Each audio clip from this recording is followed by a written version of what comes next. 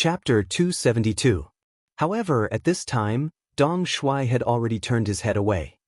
He glanced at the courtyard with interest as if nothing had happened just now. This made Kimura Yoshida have a feeling that he couldn't use his strength. However, he didn't think about why he would lower his head when Yang Chendong threatened him. This was because of his servile nature. When he was in Japan, there were too many powerful people who needed him to lower his head. This had become a habit. When Yang Chendong pressured him a little, his nature was exposed. Kimura Yoshida, who was dissatisfied, felt that he seemed to have fallen into a disadvantage from the beginning. At this moment, he decided to save some face. He wanted to threaten Yang Chendong enough in the following negotiations to let him know that Japan was now very strong enough to threaten the Ming dynasty. Loyal Duke. Kimura Yoshida raised his head and walked forward. He was about to say something, but at this time, Yang Chendong's voice sounded before him. Mr. Kimura, what do you think of the capital of the Ming dynasty? It's very good, very majestic, and very spectacular. There are also a lot of people. Kimura Yoshida didn't know how to get to the point. After hearing Yang Chendong's words, a thought came to his mind. First, he praised Yang Chendong. When he saw the loyal and just great Ming dynasty nodding and smiling, he suddenly changed his tone and said, "It's just that although the Ming dynasty had a large population and had vast lands and abundant resources, they lacked a trace of courage. Especially last year, an army of 500,000 was defeated by the Wala cavalry that only had a few tens of thousands." As he spoke, Kimura Yoshida shook his head as if he was lamenting for the Ming dynasty. However, Yang Chendong knew that he was rubbing salt on the wound. He was also telling Yang Chendong that the Ming dynasty's army's combat power was not good.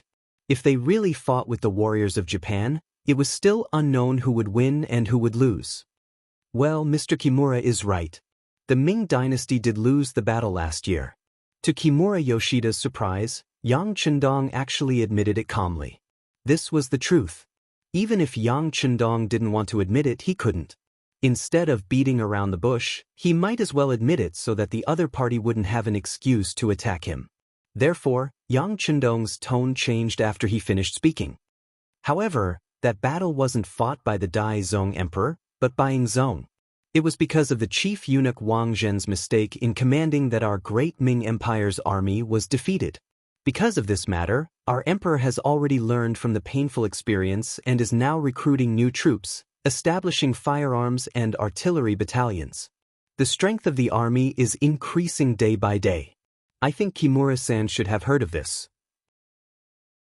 I believe that it won't be long before these elite troops can return to the battlefield. At that time, anyone who wants to spy on our great Ming dynasty will become a ghost under the blade of the sword. Yang Chendong spoke unhurriedly, as if he was repeating an extremely ordinary matter. Kimura Yoshida curled his lips in disdain. Of course, he heard that the great Ming Empire was training new troops, but he wasn't optimistic about it. It was difficult for an army without enough training to play a role on the battlefield, especially for new recruits who had never been to the battlefield. They couldn't make people feel the slightest fear. Therefore, he was not afraid of what Yang Chendong said. On the contrary, such a demonstration would only have the opposite effect. It would only prove that the current great Ming dynasty was extremely weak. Perhaps Japan could take this opportunity to enter and ask for benefits. Kimura Yoshida was still disdainfully pouting, but all of this changed because of Yang Chendong's next words. Soon, his face became heavy. By the way, there is one thing that I forgot to tell Kimura-san. Our great Ming Empire has already established a friendly relationship with the sea mercenaries. If Japan really wants to send troops, I'm afraid that they will have to go through them first. As soon as the matter of the mercenaries was mentioned, Kimura Yoshida finally stopped being arrogant and looked very serious. If it was a month ago, Kimura Yoshida didn't care about the mercenaries. However, on the sea route from Japan to the great Ming dynasty, he happened to encounter a group of mercenaries on the sea. They were dressed in pure white military uniforms, and they used powerful artillery to suppress and stop the ship he was on. Not only that, but they also took away all the valuable things on the ship. In the face of all this, Kimura Yoshida and his subordinates could only stare blankly at each other. After witnessing the power of the enemy's powerful cannons, which could create huge waves when they entered the sea, they were really scared. This kind of firearm should not be owned by human beings. They knew that if they really wanted to fight back, they would only have one result, and that was to die in the sea. They were in the sea. They were robbed on the way, and it was done by the mercenaries. How could Kimura Yoshida forget this kind of thing? Now that Yang Chendong reminded him that if he wanted to attack the great Ming Empire, he might have to become enemies with the mercenaries.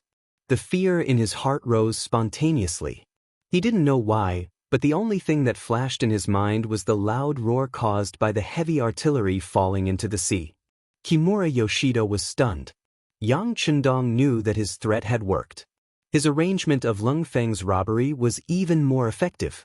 He was afraid that the opponent would be incomparably terrified. They should be well behaved for a period of time and wouldn't grumble in front of others. While Yang Chendong was still thinking about how perfect his plan was, outside the courtyard, an inconspicuous woodcutter came to Yang Wu, who was standing guard outside the courtyard, and whispered something to him. Yang Wu's expression changed. He walked past the cold front and came to Yang Chendong's side. "Young master, there's a small problem." When Yang Wu told Yang Chendong the news he just received, Yang Chendong's expression darkened, but he quickly returned to normal. When he turned to look at Kimura Yoshida, he said coldly, "Your wish to see me has been fulfilled. I've also given you the warning you should give. If you still want to continue doing wrong, I'll accompany you at any time. Mr. Kimura, you should also take care of yourself. Don't cause trouble for the master behind you." It seemed like a kind reminder, but it also seemed like a threat.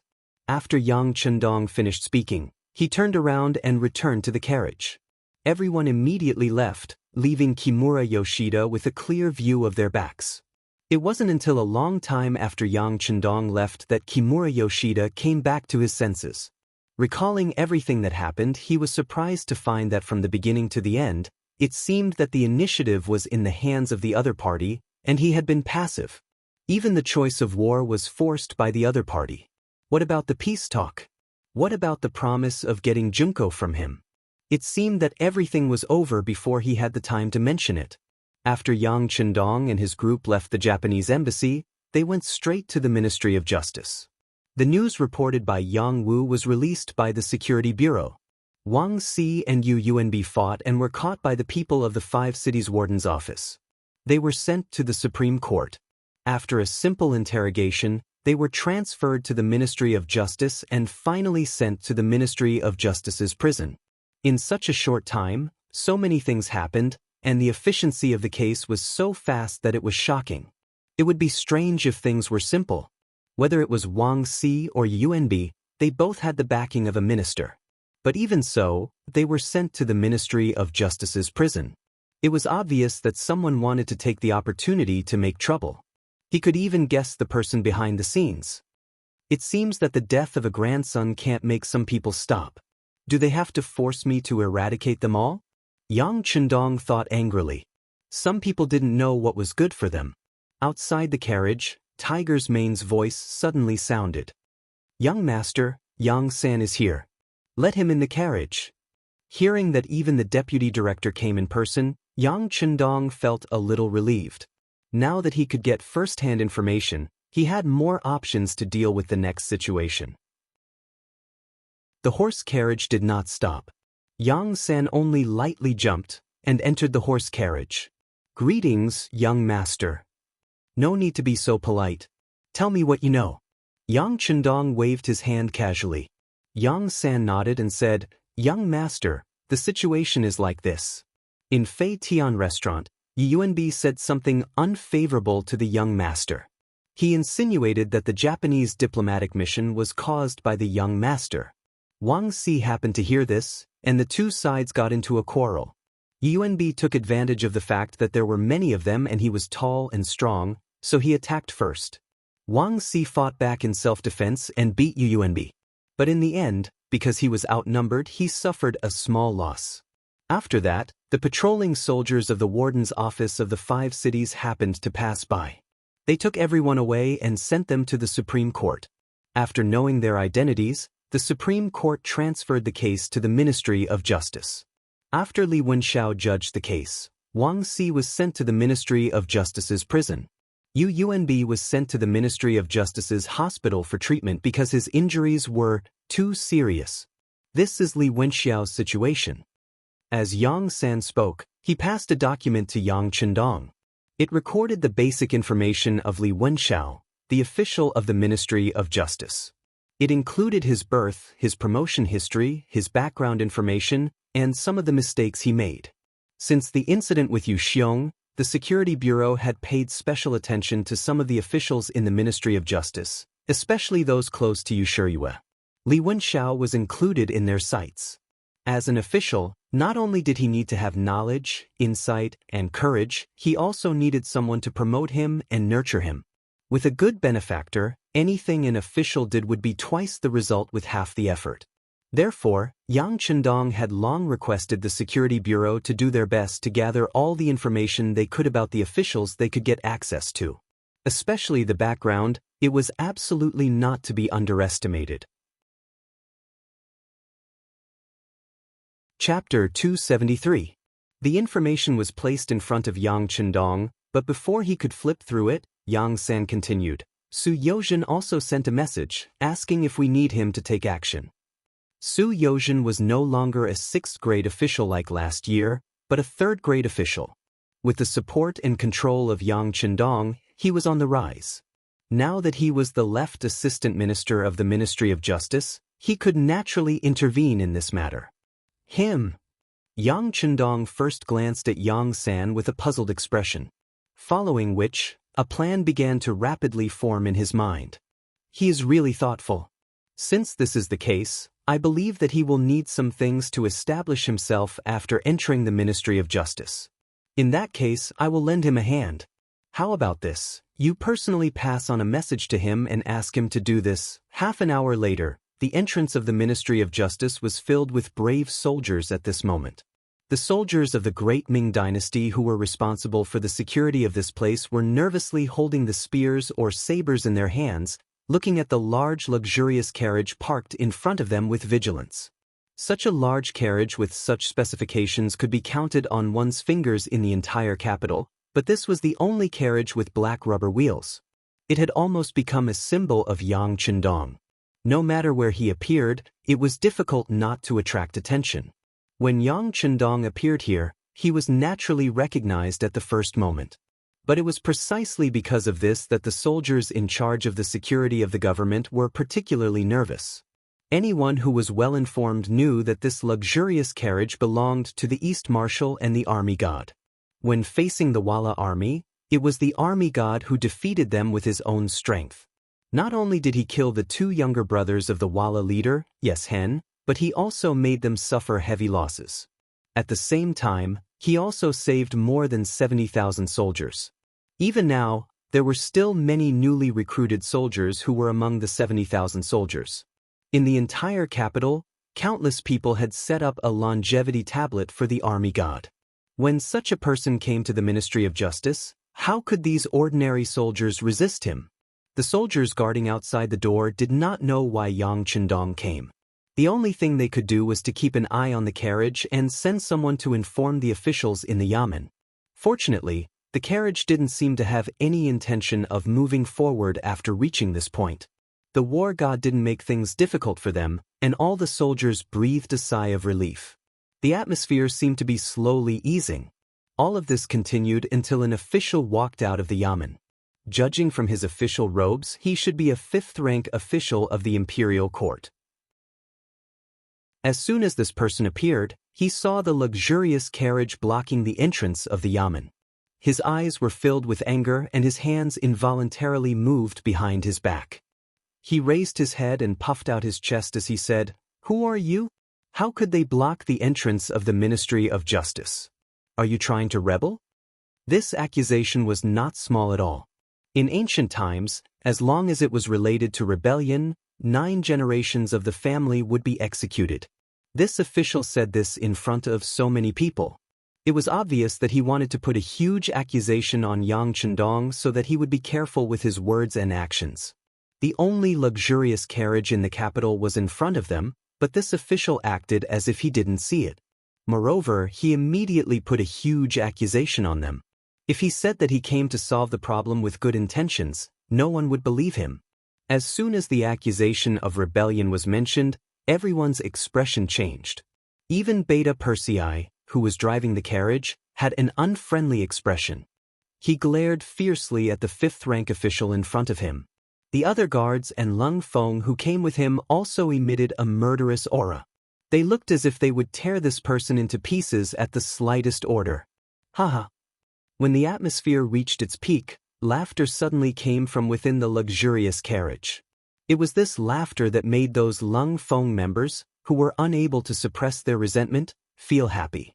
Their murderous aura was invisible. Needless to say, the laughter naturally came from Yang Chendong. Accompanied by the laughter, the curtain of the carriage was lifted from the inside, revealing a handsome and young face. As soon as Yang Chendong appeared, he looked straight at the official from the Ministry of Justice and asked sternly, "This duke is here. You are just a little fifth-rank official. Don't you know that you should greet him with a salute?" Originally, when he saw Yang Chendong finally show his face, this fifth-rank official was about to stare at Yang Chendong with an eye for an eye. When he suddenly heard these words, he suddenly thought of something. Then his entire body trembled. Only then did he reluctantly cup his hands and salute. "The Ministry of Justice's director, Li Wenxiao, greets the Duke of Loyalty." Yang Chendong was not only the Duke of Loyalty and Courage, but he had also held the position of General of Agile Cavalry. That was a second-rank military official position. According to the laws of the Great Ming Dynasty, when a low-rank official saw a high-rank official, he had to salute. Yang Chendong's use of this to suppress people was very suitable. Li Wenxiao lowered his head, and the momentum that he had accumulated couldn't help but dissipate. When the other soldiers of the Great Ming Dynasty saw that their high-rank official was like this, they also knelt on the ground and greeted loudly, "Greetings, Duke of Loyalty and Courage." Yang Chendong acted as if he didn't see these people greeting him, and he only looked at Li Wenxiao with interest. People said that enemies would always meet. They never expected that as soon as they arrived at the Ministry of Justice's Yamen, they would meet the main character. This was quite interesting. He looked Li Wenxiao up and down with a playful look in his eyes. However, it was this kind of gaze that made Li Wenxiao feel uncomfortable. He didn't know why this bold Duke of Loyalty and Courage was staring at him like this. Could it be that there was something wrong with his clothes?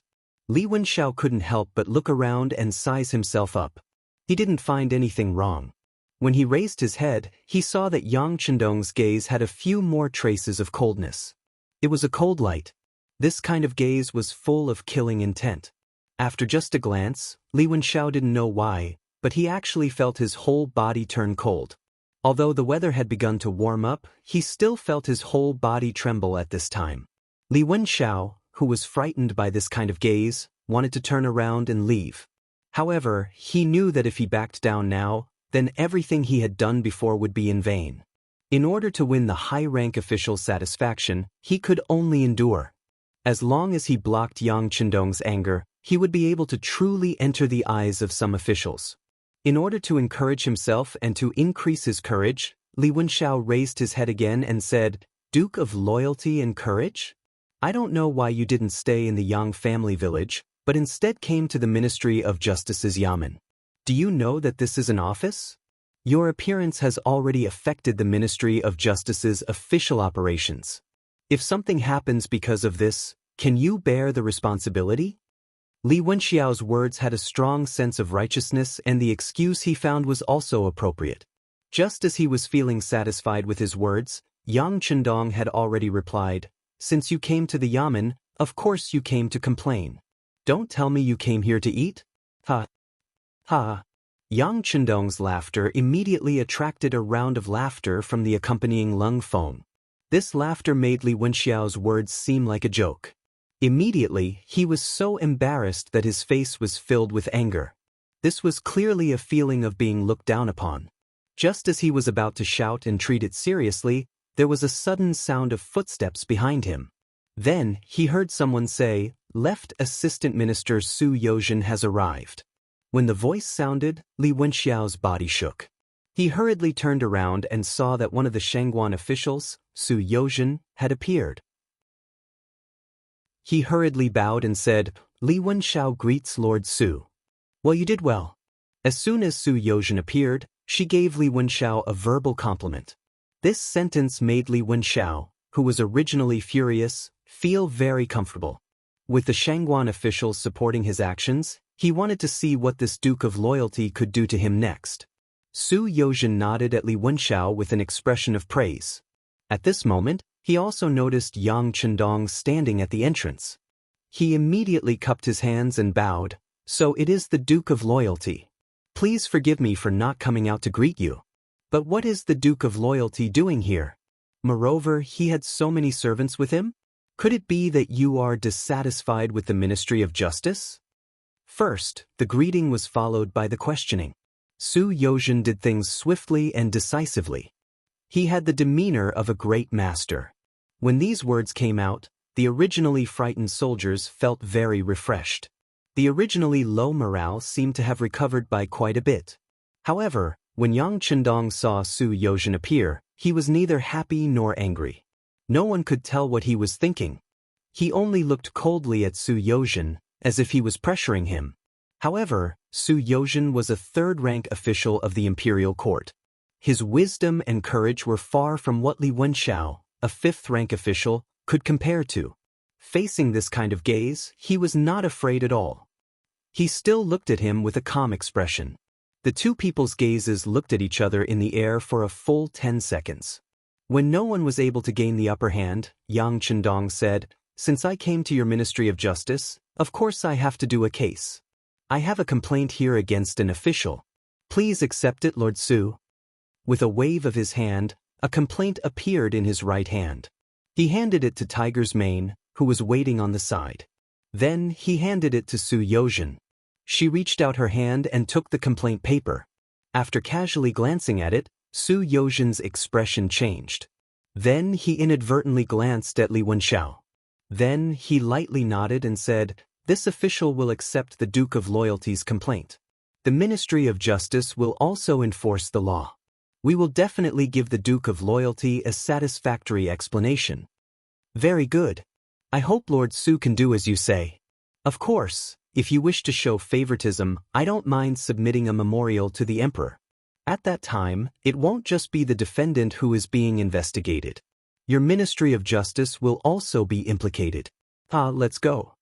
After Yang Chendong finished speaking, he turned around and left without a trace of reluctance. However, it seemed that he was blocked by Su Yozhen. Chapter 274. After Yang Chendong left, everyone looked at Su Yozhen in a completely different light. In the face of a military god, in the face of a duke, this Lord Su actually dared to use his own body to block the attack. Most importantly, he succeeded. If this matter were to spread, his reputation would probably be ruined. On the other hand, Su Yozhen did not appear to be complacent. Instead, he held the letter of complaint in his hand and directly said to his personal attendant, "Prepare a sedan. Let's go to the U residence." The U residence was naturally the residence of the Minister of Justice, Yu Shiyue. In less than an hour, Su Yozhen had already appeared in the main hall of Minister Yu's residence where he received guests. Yu Shiyue somewhat looked down on this subordinate of his. A year ago, this person was still a sixth-rank official. When he saw him, he had to bow from afar. However, in such a short period of time, he was only a step away from Yu Shiyue. This kind of leap in promotion made Yu Shiyue faintly worried. However, regardless of whether he wanted to see him or not, since he was here, he still had to invite him into the residence. Otherwise, if word got out, everyone would say that he was immature and did something wrong. In the main hall, Yu Shiyue sat down. After the servants served tea, Yu Shiyue said with a straight face, "Lord Su, may I know the reason for your visit? If you want to talk about Bai Er's case, then forget it. As his relative, this official needs to avoid suspicion." Seeing Yu Shiyue so serious and saying that he would not care about the fight between Yu Yuanbi and Wang Si, a trace of mockery flashed in his heart. If he really did not care, why would Li Wenshao stand up for him? Why would Yu Yuanbi lie in the medical hall and Wang Si be imprisoned in the Ministry of Justice's prison? He did not say anything in his heart. However, he didn't say anything. Some things were just like that. Everyone knew what was going on, but what they said wasn't what they thought. This was also one of the ways of being an official. Lord Yu, I'm not here because of the children's fight. Someone has filed a lawsuit against Li Wenxiao, an official of the Ministry of Justice. They say that he took bribes from the defendant and made several false and unjust cases. This is the complaint. Please have a look, Lord Yu. With a very respectful expression, Su Yozhen handed the complaint paper from Yang Chendong to Yu Shiyue. She had thought that Su Yozhen was here to talk about her grandson's case. Although this case was not big and the details of the case were not serious, it still involved two ministers. It could be said that it was very important. It was reasonable for Su Yozhen to come here and say something bad about him. After all, everyone had the desire to improve themselves. However, when Yu Shiyue heard that Li Wenxiao was involved in the case, her face turned serious. Just 4 hours ago, Li Wenxiao sent a trusted aide to report that Yu Yuanbi had been arranged to rest in the medical office by him. Wang Si had been thrown into prison and needed to be cleaned up. Yu Shiyue had a good impression of Li Wenxiao's actions. He thought that Li Wenxiao was worthy of being promoted by him. His performance was really good. If there was a chance in the future, he would consider giving him more responsibilities, promotion. However, he did not expect that someone would file a lawsuit against him so quickly. He would never believe that it had nothing to do with his grandson's case. Who sent the complaint paper? Yu Shiyue, who was angry, suppressed his anger and asked. Yang Chendong, the Duke of Loyalty, Su Yozhen, who knew that he would ask this question, answered softly. It's him. When he heard that it was Yang Chendong who personally handed the complaint paper, his right eyelid could not help but twitch. If it was someone else, he might be able to find a way to deal with it and find a suitable way to turn the big problem into a small one. But if it was Yang Chendong, then it was obviously impossible to fool this matter easily. If he did this, not only would the matter not be solved, but it might also implicate him. Who? After exhaling a long breath, Yu Shiyue thought about the whole matter from beginning to end. Then he thought of abandoning the rook to save the king. Following that, he said, forget it. Since it's a letter of complaint from the loyal duke, then we must investigate it thoroughly. Everything will be done according to the law. It is better to let Sir Su take over this matter. Yes, I accept the order. Su Yozhen wanted this result.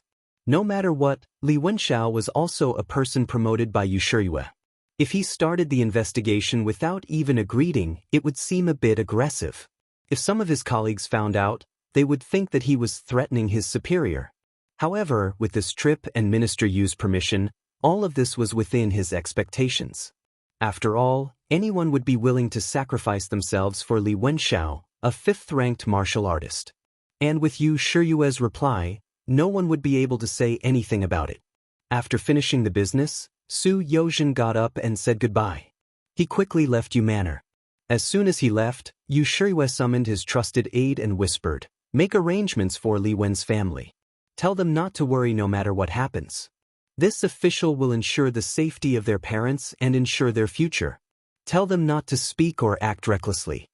Yu Shiyue was so worried because when Li Wenxiao was promoted, he had received a lot of gifts from him.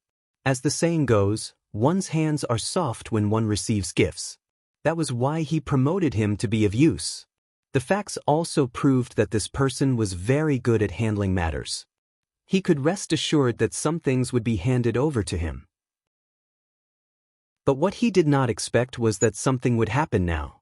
Since this was the case, he naturally had to comfort his family properly. At the same time, he had to protect this Li Wenxiao. Even if he could not let him become an official, he had to ensure the quality of life of his family. In this way, not only would he prove to outsiders that he would not forget his roots, but he could also set an example for more people to be willing to work for him and be loyal to him. Even now, Yu Shiyue still believed that the consequences of this matter were not serious. At most, he would lose a good general and just have to give out some money. But he did not know that Li Wenxiao's matter would be the fuse that would lead to his downfall. It was truly a case of everyone kicking a man who was down. in the depths of the imperial palace, in the main hall where acting patriarch Zhu Qiyu worked. At this moment, he was listening to Chief Eunuch Jin Ying report on two matters that had just occurred in the capital. It was worth mentioning that these two matters were closely related to the Duke of Loyalty and Courage, Yang Chendong. The first matter naturally referred to Yang Chendong's meeting with the Japanese envoy, Kimura Yoshida. Tearing down the gate of the diplomatic mission, forcing his way in, and whipping the envoy was something that had never happened in history. But Yang Chendong had done it, and it had to be said that he was extremely daring. Even Zhu Qiyu was shocked when he heard about it. He wondered if this Duke of Loyalty and Courage was not afraid that the Japanese would fly into a rage out of humiliation and invade the Great Ming Sea. But no matter what he thought, Zhu Qiyu had no intention of interfering. This was because the outcome of this matter seemed to be beneficial to him. If Yang Chendong's actions had frightened the Japanese emissaries and made them give up, then he would also have some peace and quiet. Others would also say that he had used the right people to do so. On the other hand, if Yang Chendong's audacity provoked the Japanese emissary and caused Japan to take actual action and start to violate the borders, then all the blame could be placed on Yang Chendong alone. This would greatly damage his reputation, and at the same time, it would be the best excuse to deal with him. Presumably, at that time, it might be time to deal with the threat. Zhu Qiyu was happy to see such a thing happen. She wouldn't be criticized and attacked by others. She could also gather power in her own hands. On the contrary, he hoped that this Duke of Loyalty and Courage would be happy, because the more things he did, the more he would expose himself, and any mistake could become one of the ways to attack him. As the influence of the Yang family bank grew, more and more people saved money. At this moment, Zhu Qiyu was jealous. If it were not for the fact that the new army was still being recruited and trained, the matter of Zhu Qizhen in the south had not been resolved, and the situation in Wala in the north had not been completely settled, he would have already made dealing with Yang Chendong his top priority. Regarding the first matter, Zhu Qiyu didn't express any opinion.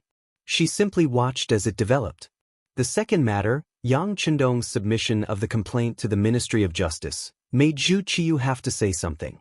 Although this Yang Chendong is young, he is not reckless. We thought that he would take credit for his contributions and force his way into the Ministry of Justice's Yamen. If that's the case, then we cannot let this matter escalate. We will have to ask him for an explanation. Yes, Your Majesty is right. This Duke of Loyalty and Courage does things with some propriety. But the left assistant minister Su Yozhen was able to withstand his attack head-on and did not yield a single step. Moreover, he even made a trip to the Yu mansion to ask for Shangguan's advice. He is also a smart person, a capable official. Borrowing the emperor's words, Jin Ying conveniently picked up some private goods and sent them over. Recently, Su Yozhen had given Jin Ying a lot of benefits. He had given her banknotes and treasures. Jin Ying had been served very well. After receiving so many benefits from others, Jin Ying had to put in a few good words for them at the crucial moment to give the emperor extra credit. This was what Jin Ying needed to do. As expected, once these words were said, Zhu Qiyu nodded repeatedly and said, "Beloved official Su is indeed a talent.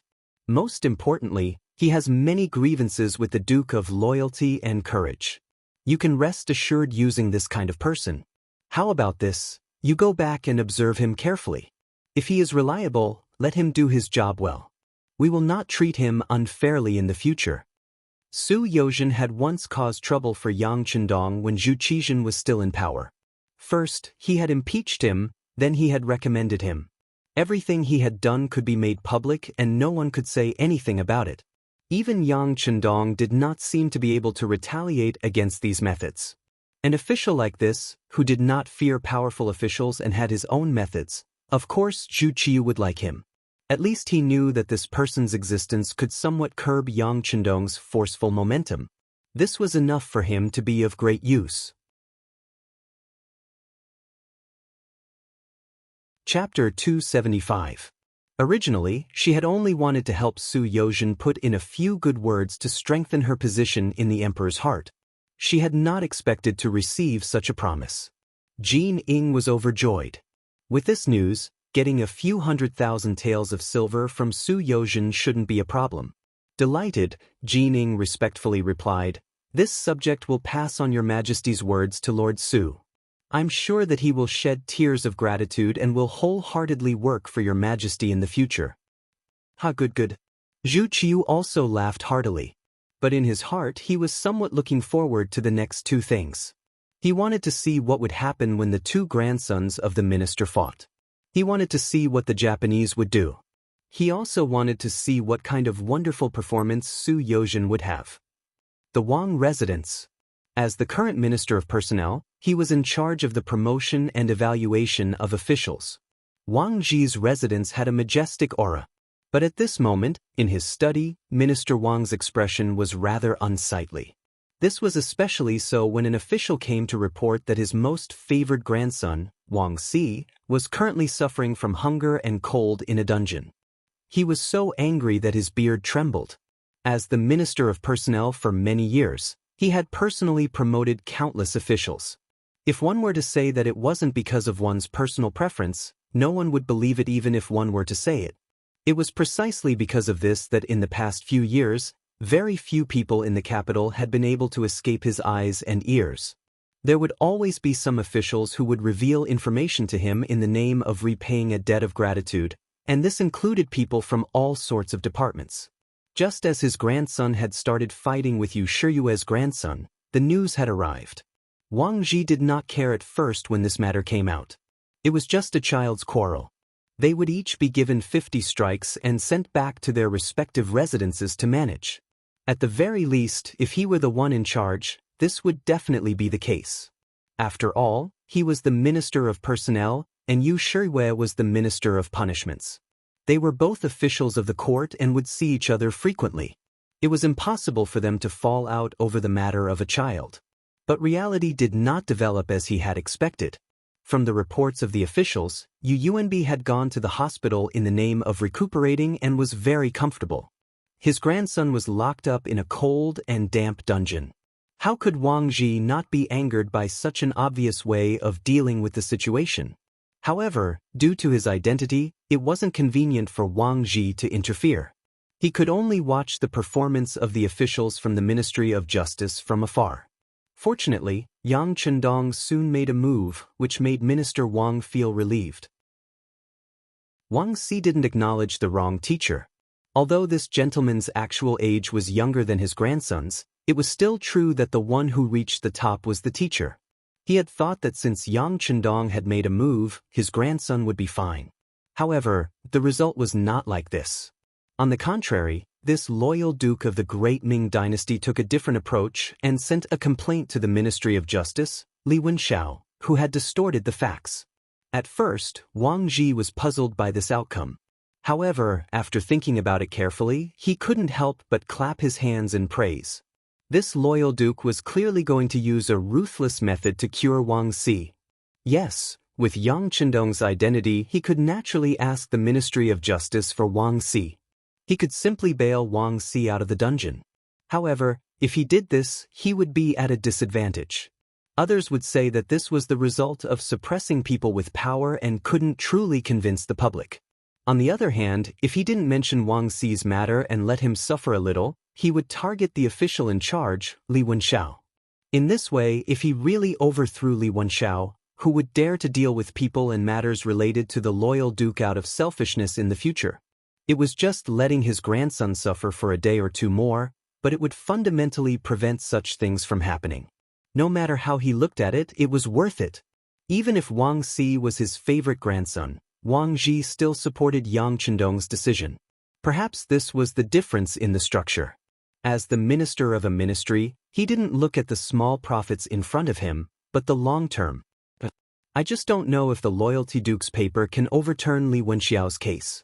No, I have to lend a helping hand. I also have to let others know that those who dare to bully my grandson, Wang Ji, should be prepared to be dealt with.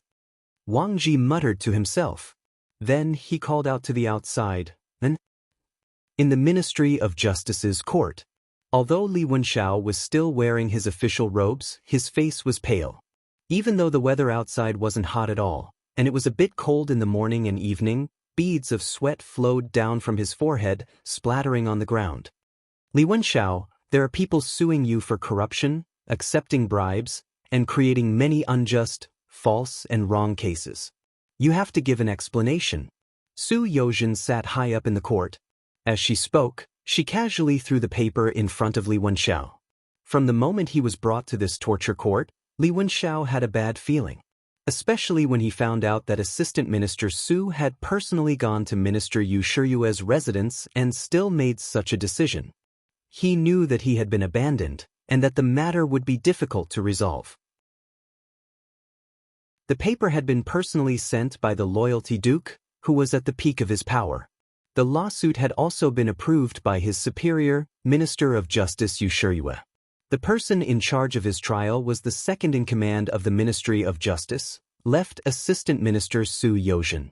With such a weighty list before him, if he still held on to any hope, wouldn't he be deceiving himself and others? Wasn't this enough to wake him up and frighten him? When the paper floated in front of him and he looked at the details written on it, his sweat dripped down even faster. He had done many of these things very secretly. He didn't know why they were still dug up. However, after reading the complaint, he felt much more at ease.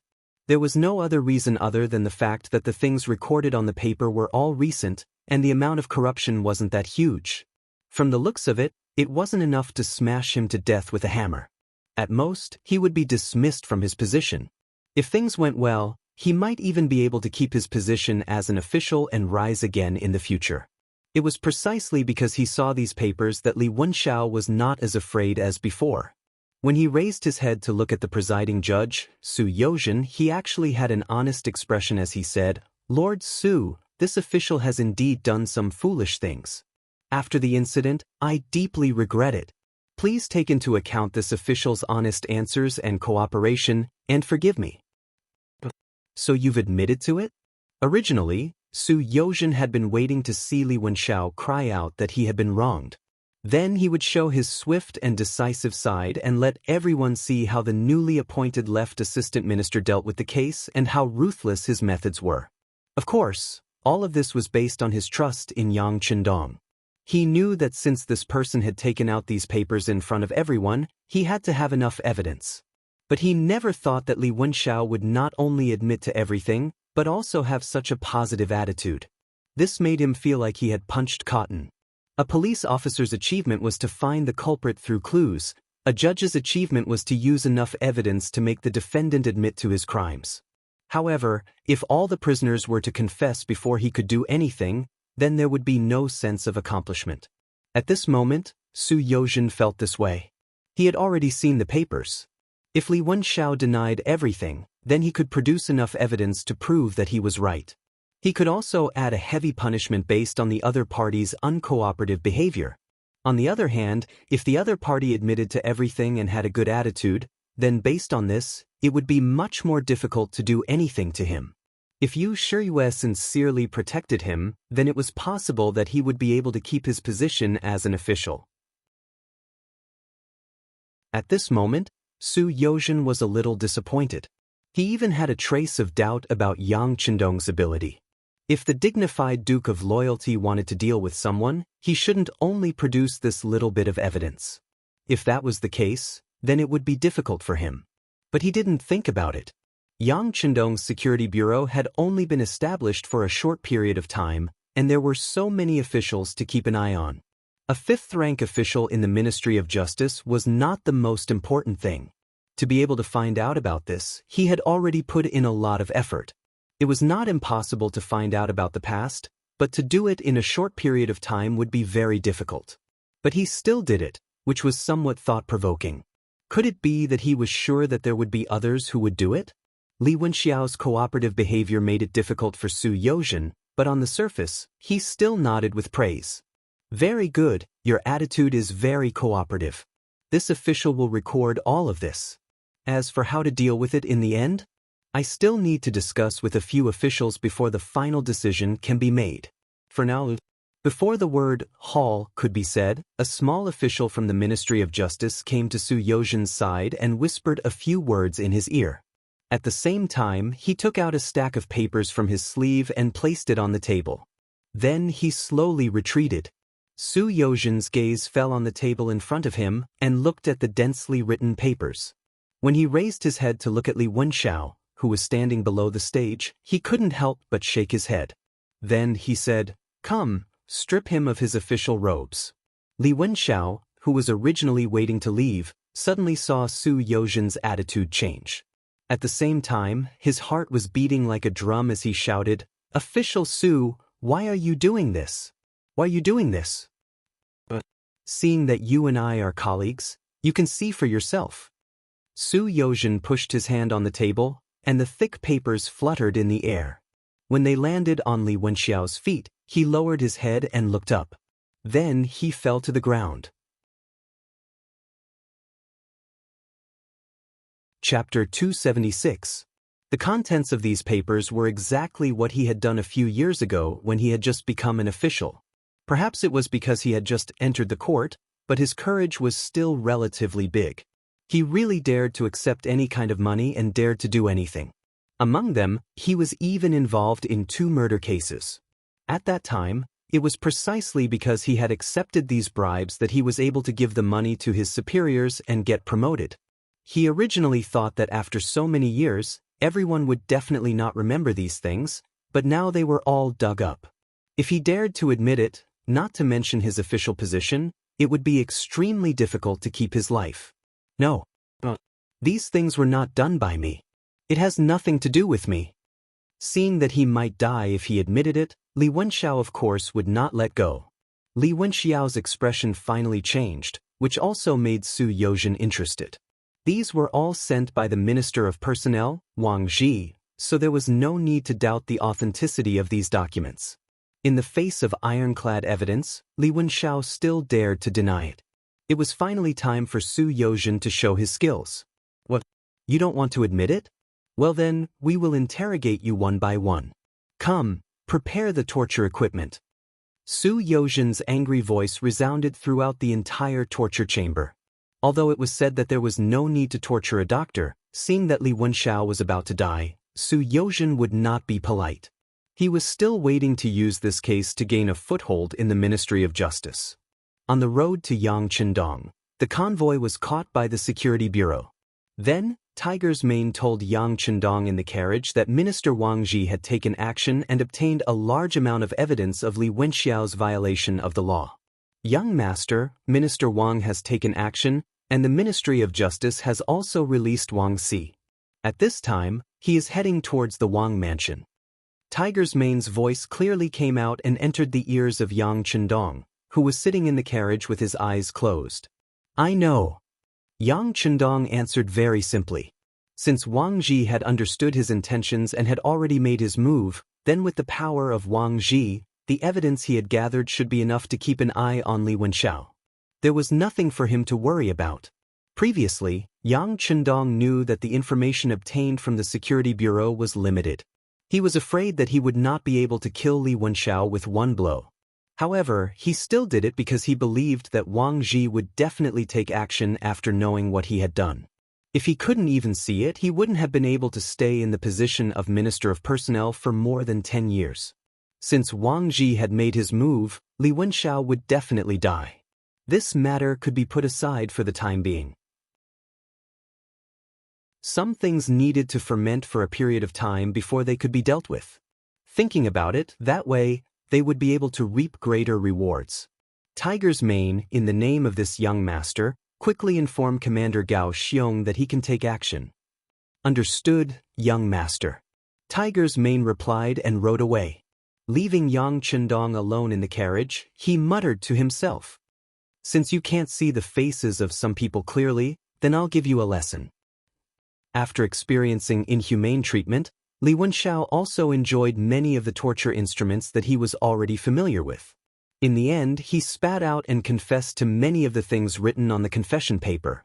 When Su Yozhen received Li Wenxiao's confession, it was already the morning of the second day. Although he didn't sleep much this night, it seemed that everything was worth it to be able to achieve such a result.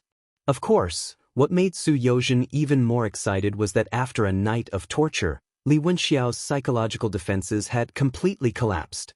He really said whatever he wanted to say, and in the end, he even accused many people, including the matter of him sending money to Minister of Justice Yu Shiyue. It added up to more than 20,000 taels of silver. According to the law of the Ming Dynasty, which was the rule set by Emperor Zhu Yuanzhang, if an official embezzled 60 taels of silver, he would be punished. One could imagine what the consequences of 20,000 taels of silver would be. This was equivalent to a huge bomb. Although Su Yozhen was a little excited, he didn't lose his head. After thinking it over, he didn't directly report it in an official document. Instead, he secretly told Jin Ying the matter. At the same time, he also had someone tell the secret agents of the Security Bureau to tell the Duke of Loyalty and Courage what he had done. Yang Chendong learned of Su Yozhen's gains and his choice at noon the next day. In the study, after Tiger's Mane reported Su Yozhen's actions, he tried to say, "Young master, why didn't Sir Su report this to the court? Why didn't he ask for permission before doing this? Should we give him a warning?" The warning Tiger's Mane spoke of was naturally to give Su Yozhen a good beating. This person had relied on the young master's help to get to where he was today. Now that he had a bit of power and merit, he dared to act first and report later. This trend could not be allowed to continue. He did the right thing. Faced with Tiger's Mane's advice, Yang Chendong smiled and shook his head. Sir Su told Jin Ying the news as soon as possible. That was the right thing to do. If it was delayed, it wouldn't be good. All right, let him handle this matter. The reason Yang Chendong trusted Su Yozhen so much and didn't blame him at all was because he had his own thoughts. Su Yozhen was one of the most powerful officials in history. Although his reputation wasn't good, his political skills and foresight were unquestionable. Since he had done this, he naturally had his own reasons. Furthermore, Yang Chendong could see that Su Yozhen had just entered the Ministry of Justice. If he removed Yu Shiyue now, based on his qualifications, he might not be able to take the position of minister. If he couldn't achieve this goal, then what good would it do to expose this matter? Rather than not being able to kill someone with one strike, it was better to wait a little longer and hang the blade high up. This could produce unexpected results. Moreover, once this matter was out, Yu Shiyue and the people behind him should be the ones having a headache. He only needed to wait and see how the other party would react. Yang Chendong understood Su Yozhen's actions. In the palace, after Jin Ying received Su Yozhen, she was full of praise for his actions and methods. Good, very good. Sir Su, you did well. How about this? I will report this matter to the emperor. As for the specifics, you can go back and listen to the letter. She held Li Wenxiao's confession in her hand. Although Jin Ying was angry, she was still very happy that Su Yozhen had reported to her first. This official will take his leave. Su Yozhen also knew that Jin Ying probably had a lot of things to do now. He didn't stay any longer and even gave up the opportunity to flatter her alone. He left decisively. After Su Yozhen left, Jin Ying thought for a moment and then went straight to Zhu Qiu's office hall. Zhu Qiu was still a part-time emperor. At least he was very diligent. Most of his time was spent dealing with political matters. When he saw Jin Ying appear in front of him with a serious expression, he instinctively felt that something was wrong. He asked, "Beloved official Jin, did something happen?" "Yes, Your Majesty. Just now, the left assistant minister of the Ministry of Justice came and gave me these." As she spoke, Jin Ying respectfully presented the confession she had just received to Zhu Qiu. Then she explained, "This is Li Wenxiao's confession.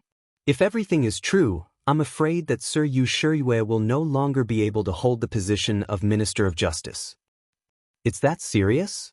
Zhu Qiu, who was flipping through the confession, heard this and his eyes widened. "Yes, it's that serious. It's because of this that Su Yozhen didn't say it publicly in court. Instead, he found me in private and told me this. Your Majesty, you see." Jin Ying nodded and spoke very seriously. "Yu Shiyue can't be touched now." Zhu Qiu shook his head decisively. His expression was very resolute. This was basically what Jin Ying had expected. Yu Shiyue could continue to hold the position of Minister of Justice because he had gained Zhu Qiu's trust. Although the current situation seemed to be much more stable, the external threat had not been completely eliminated. Before this, It was basically impossible to make the hearts of the people calm down. Thus, it was time to display the wisdom of the Daizong Emperor by choosing the type of officials and appointing the type of officials. Yu Shiyue was one of the officials who supported Zhu Qiyu's camp. If such a person was to be taken down, one could imagine how the hearts of the others would waver. Not to mention, this was not long after Yang Chendong had a conflict with him. If he were to be taken down, it would only increase the prestige of the Duke of Loyalty. From then on, there would be very few people who would dare to go against Yang Chendong. If this were to happen, it would undoubtedly be a huge blow to the emperor's authority. Zhu Qiyu, who was gathering imperial power and preparing to make a big show of it, would definitely not allow such a thing to happen. Yes, you can't touch him. Jin Ying hurriedly repeated from the side. How long can Su Yozhen keep this matter under wraps? Although Zhu Qiyu did not want to touch Yu Shiyue, he knew that since the matter had already happened and was being watched by two important officials, Yang Chendong and Wang Zhi, it was obviously impossible to pretend that nothing had happened. As the emperor, although he had many privileges, he still had to be fair. If he was too biased towards one side, not only would it not convince the public, it would also cause trouble. This, it's hard to say. Unless something big happens, I'm afraid that many people are keeping an eye on this case. Jin Ying had a troubled expression on her face. He also knew that it was not the right time to touch Yu Shiyue. However, whether it was Yang Chendong or Wang Zhi, who had provided evidence later, which one of them was easy to deal with? Jin Ying's answer allowed Zhu Qiyu to see a glimmer of hope. Very good, then come up with something else to attract everyone's attention. Didn't the Duke of Loyalty beat up the Japanese envoys yesterday? Because of this, there were even censors who wrote impeachment memorials, but I suppressed them all. Now, contact more censors and have them impeach the Duke of Loyalty and divert everyone's attention. Also, privately inform Yu Shiyue. He will know how to suppress this matter.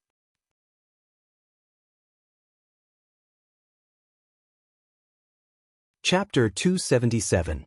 With Yu Shiyue's status as the Minister of the Ministry of Justice, even if Li Wenxiao's case was handled by the Ministry of Justice, he should know how to minimize the impact and extricate himself from it without needing anyone to tell him what to do. As long as Li Wenxiao went back on his words and refused to admit to what he had said about Yu Shiyue, the matter could be reduced to a small matter. At the very least, the Minister of Justice could be saved. Your Majesty is wise. Jin Ying hadn't thought of a better idea, but when she heard Zhu Qiyu's suggestion, her eyes immediately lit up. Previously, Zhu Qiyu didn't want to touch Yang Chendong because he wanted to see how the Japanese envoy would react before making a decision. However, now that Yu Shiyue's incident had happened, all of his plans were about to be disrupted. Using this matter to divert everyone's attention was a feasible move. Very good. Official Jin, go ahead and do it. You can contact more people and say that it's our will. Zhu Qiyu rubbed his forehead with a pained expression. Using officials to deal with officials was one of the most common tactics used by the imperial power. After all, there were only so many people at the top. If one wanted to rise to the top, not only did they need to have ability and intelligence, they also needed to have good opportunities and a good position. This was the fundamental reason why other officials were willing to lay their hands on their colleagues. Only when others fell would you have a chance to rise to the top, right? However, Zhu Qiyu didn't know that it was too early to use the imperial censor to touch Yang Chendong. On the contrary, it was equivalent to doing him a great favor. After obtaining Zhu Qiyu's permission, Jin Ying left excitedly. She quickly found the Minister of Revenue Jin Lian, the Minister of War Yi Ming, the Minister of Works Shi Pu, and the Marquis of Wuqing Shiheng. After they learned of the emperor's intentions, they each used their own power to have the officials who listened to them write impeachment memorials. The busiest of them all was the imperial censor of the right, Chen Yi. With the position of imperial censor of the left vacant, Chen Yi naturally became the head of the imperial censor. He managed the specific matters of the imperial censor's memorials. That very afternoon, more than 70% of the imperial censors submitted memorials to the throne. They were all talking about the same thing. The Duke of Loyalty and Courage had destroyed the Japanese diplomatic mission's encampment, tore down the courtyard door, and whipped the envoy. The imperial censors unanimously agreed that the Great Ming Dynasty was a great country and should have an incomparably broad mind and magnanimity. Using force to suppress the envoys of other countries like this was really unacceptable. It was a loss of face for the Great Ming Dynasty and should be severely punished. With so many imperial censors participating at the same time, the news quickly spread to the ears of all the ministers. In the Hu estate, as Yang Chendong's father-in-law, Hu Zhangning immediately went to his father's study when he heard the news. There, he met with the Minister of Rights, Hu Shao. Hu Shao naturally knew what his son meant by rashly barging in. "You're already so old, yet you're still so rash. Don't you know what it means to act when something big happens?" His father. "I was wrong, but with so many people impeaching Chendong, I'm really worried that something bad will happen." Hu Zhangning first admitted his mistake, then expressed his worries in one breath. He was both satisfied and apprehensive that his daughter had married Yang Chendong. He was satisfied because there were no outstanding young talents like Yang Chendong. It was indeed a great blessing for his daughter to be able to marry him. However, at the same time, it was precisely because Yang Chendong was too young and his contributions were too great that this father-in-law had always been worried about him. It was said that the tallest tree in the forest would be destroyed by the wind. However, why didn't his son-in-law know how to restrain himself? Wasn't it good for him to obediently stay in the Yang family manor with money and power? Why did he have to come out and cause trouble and stick his foot in everything? Now, he was so daring that he even dared to hit the envoys of other countries. It was no wonder that the imperial censors would jointly impeach him. What will happen? Do you think that your son-in-law is you? Don't you use your brain when something happens? Don't you have any composure? Hu Shao said calmly. He held the position of minister and had been an official for many years. As an old court official, he had long been used to big storms and big waves. He could see through the matter in front of him at a glance. Why didn't anyone say anything about what happened yesterday during the morning assembly? Why did it take an entire day for there to be any movement? If someone said that there was no problem at all, he wouldn't believe it even if he was beaten to death. Thinking about it, there was also news that Su Yozhen's interrogation of Li Wenxiao had yielded results. Hu Shao figured everything out. This was clearly a diversion method, and the target could only be Yang Chendong. Since it was a diversion method, there was no clear target. If that was the case, what was there to worry about? It was nothing more than when the matter blew up, Yang Chendong would stand out and apologize, and the matter would be settled. Of course, it wasn't that there wasn't any worry. That was whether this grandson-in-law, Yang Chendong, would be able to lower his noble head when he was young and successful.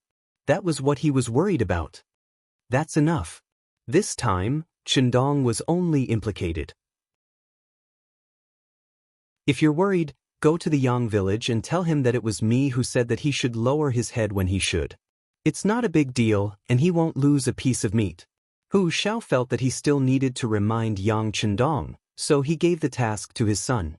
"Oh, I understand, father." Although Hu Zhangning didn't understand what was going on, he didn't say much. But since he had said so, it shouldn't be a big deal. So, after agreeing, he prepared his horse and went straight to the Yang village. In the study of the Minister of Personnel, Wang Ji, who was sitting there, let out a long sigh. With his connections, he already knew that Li Wenxiao had admitted to everything and even exposed Shangguan Yushiyue. Following that, he heard that the imperial censors had jointly impeached Yang Chendong. Regarding this, he made a difficult choice. This matter was clearly caused by his grandson, Wang Si. Logically speaking, he should be on Yang Chendong's side. Faced with the imperial censors' impeachment, he only needed to expose Li Wenxiao's matter during the morning court session tomorrow. He believed that everyone's attention would quickly be diverted. That way, the Duke of Loyalty should be fine. However, he would have to face the emperor's dissatisfaction, and even Yushiyue's faction would target him. If he angered the emperor, he would be walking on thin ice when doing things in the future. If he wasn't careful, he would be consigned to eternal damnation. On the other hand, if he didn't do anything for his own position, Yang Chendong would be in a lot of trouble. At the very least, he had to publicly apologize. Afterwards, he would have to face the punishment of the acting emperor. As for how far he would go, he couldn't guess. One was doing nothing for his own sake, while the other was putting himself in danger for the sake of returning a favor. At this moment, Wang Ji really didn't know what to do. The world was bustling with activity for profit, and the world was bustling with activity for profit. Wang Ji had been an official for many years. Naturally, he understood the principle of putting himself out of harm's way. However, it wasn't as if he didn't know how to repay kindness. In the end, he made a painful decision. That was, he informed all the imperial censors who were on good terms with him to quietly observe the situation and not participate in this matter. However, at the same time, he didn't reveal that he had evidence against Li Wenxiao and that Li Wenxiao had accused Yu Shiyue. In short, he didn't help either side and had no intention of participating in this matter. Not helping either side was, in fact, helping Yang Chendong. After all, compared to the imperial power and the four great ministers, it was very rare for Wang Ji to be neutral. When Yang Chendong learned of Wang Ji's performance, he nodded in satisfaction in his bedroom. This was a good start.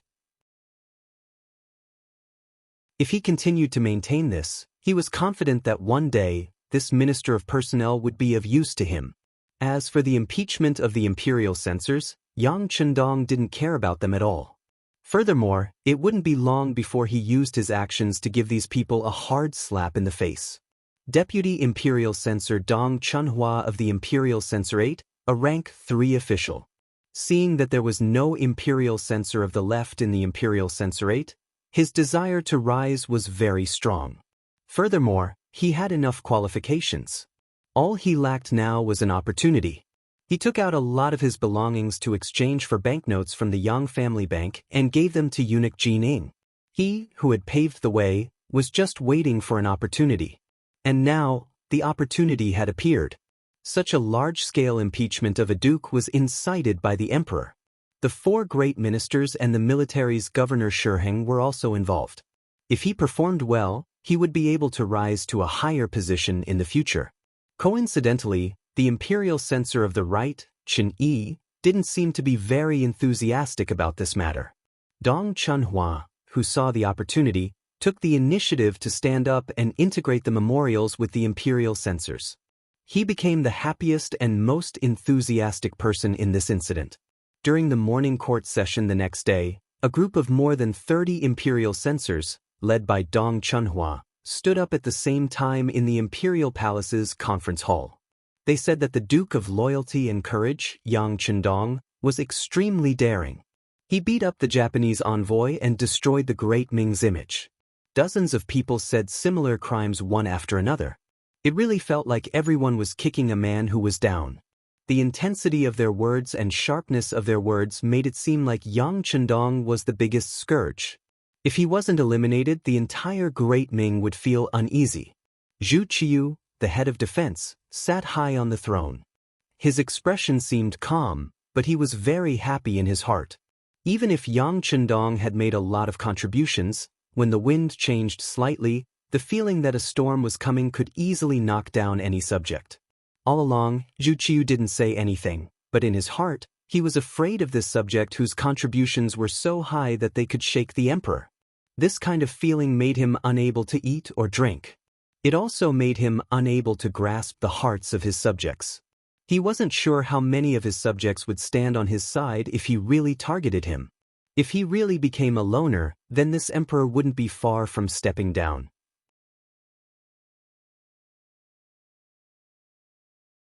Chapter 278. But today, it seemed that the result was much better than he had imagined. There were actually so many officials who opposed Yang Chendong. Looking at it this way, once the time was right, eliminating this person should not cause too much opposition and instability in the court. Under Zhu Qiyu's gaze, with a hint of encouragement, the imperial censors of the Imperial Censorate tried their best to perform. In particular, the left deputy imperial censor, Dong Chunhua, did his best to perform. From his words, the Duke of Loyalty seemed to have become a malignant tumor and the embodiment of evil.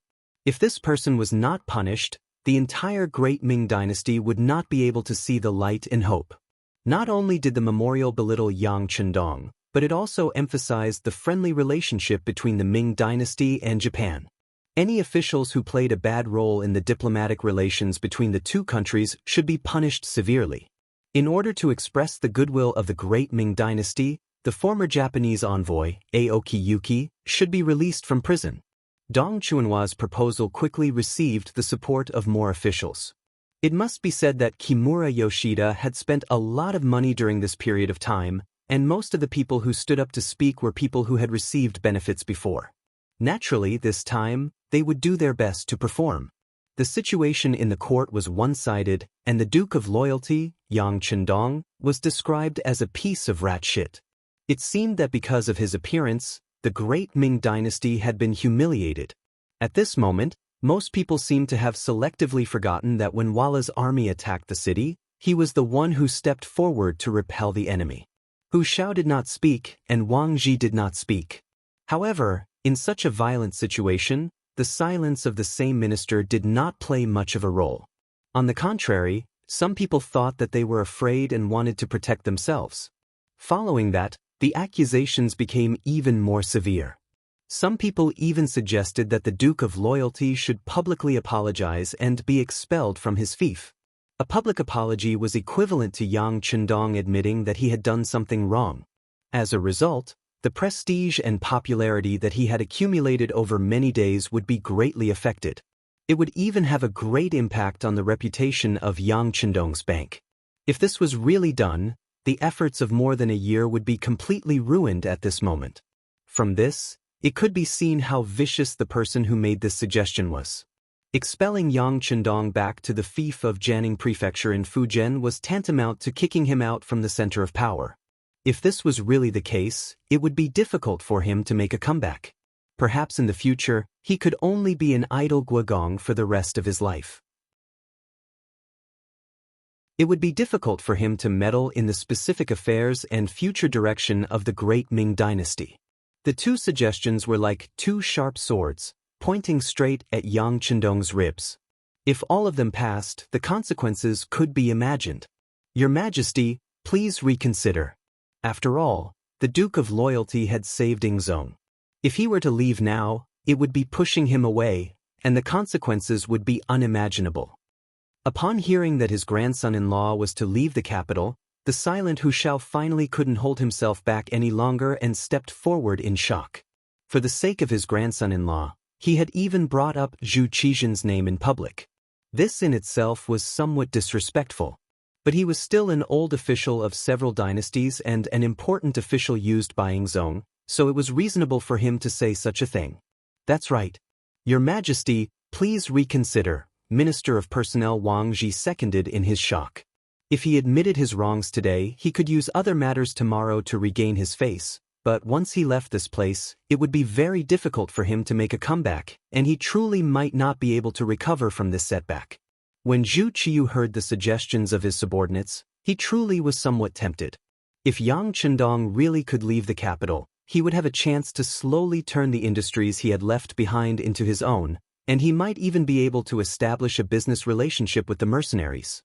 He remembered that when Jining had represented him to discuss business with the mercenary commander Leng Feng, the other party had said that as long as the Duke of Loyalty remained in the capital, his rights would not be transferred. But what if he was allowed to leave? Could it be that his chance had come? If he could replace Yang Chendong, then whether it was in business or military, he would be able to rise to a higher level. How could he not be tempted? However, as soon as Hu Shao and Wang Ji stepped forward, this desire was immediately extinguished. It was for no other reason than the fact that the Great Ming was no longer a Great Ming where power was concentrated in the hands of the emperor alone. Now there was the Southern Ming, and his imperial brother, Zhu Qizhen, was stationed in Nanjing. If he chased away Yang Chendong, it would undoubtedly be the same as chasing him into his imperial brother's embrace. Once he obtained this person, who knew what heaven-shaking things his imperial brother would do? While his heart trembled, Zhu Qiyu didn't dare to let Yang Chendong leave without sufficient assurance. Thus, he decisively made his decision. Enough. Although the Duke of Loyalty was wrong, he shouldn't have left. How about this, Minister Dong? go to Yangjia village and have him publicly apologize to appease the anger of the Japanese envoy. Also, in order to show the sincerity of our Great Ming's relationship with our neighbors, the Japanese envoy, Aoki Yuki, who made a serious mistake before, can also be released. However, we must remind him to restrain his actions in the future. This is the Great Ming, and he can't kill indiscriminately. In the end, the emperor didn't have the intention to chase away Yang Chendong. He chose to take a step back. It was inevitable that some of the officials would be disappointed, but in any case, this time they could force Yang Chendong to publicly apologize. With this beginning, they could slowly make plans in the future. Breaking his fortress wouldn't be easy. Your Majesty is wise. All the officials seemed to have thought of this point and immediately praised Zhu Qiyu's wisdom. When the court was dismissed, the deputy imperial censor of the Ministry of Justice, Dong Chunhua, went straight to Yangjia village with great fanfare. Dong Chunhua's face was flushed red. At this time, he was extremely excited. There were so many officials, and even Shangguan Chen-yi was in the imperial censorate. But in the end, the matter was still handed over to him. Didn't this already show the emperor's trust in him and that he was about to be put in an important position? When he thought about how he could finally see the ladder to becoming a second-rank official and how he could bring glory to his ancestors, the corners of his mouth couldn't help but smile. Official Dong, please wait. Just as Dong Chunhua left the palace and was about to walk to the main street, a shout came from behind him. When he turned around, his face showed a flattered expression. So it's official E, official U, official Jean, and official Shi. Dong Chunhua couldn't help but show this kind of expression. Suddenly, 4 officials came together for him. How could this kind of scene not make people excited? In the field of government, the hierarchy had always been very strict. What kind of officials could walk together, and what kind of officials could talk and laugh together? All of these were very particular. For example, a second-rank official absolutely wouldn't condescend to talk and laugh with someone whose rank was lower than his. That would only be degrading his status.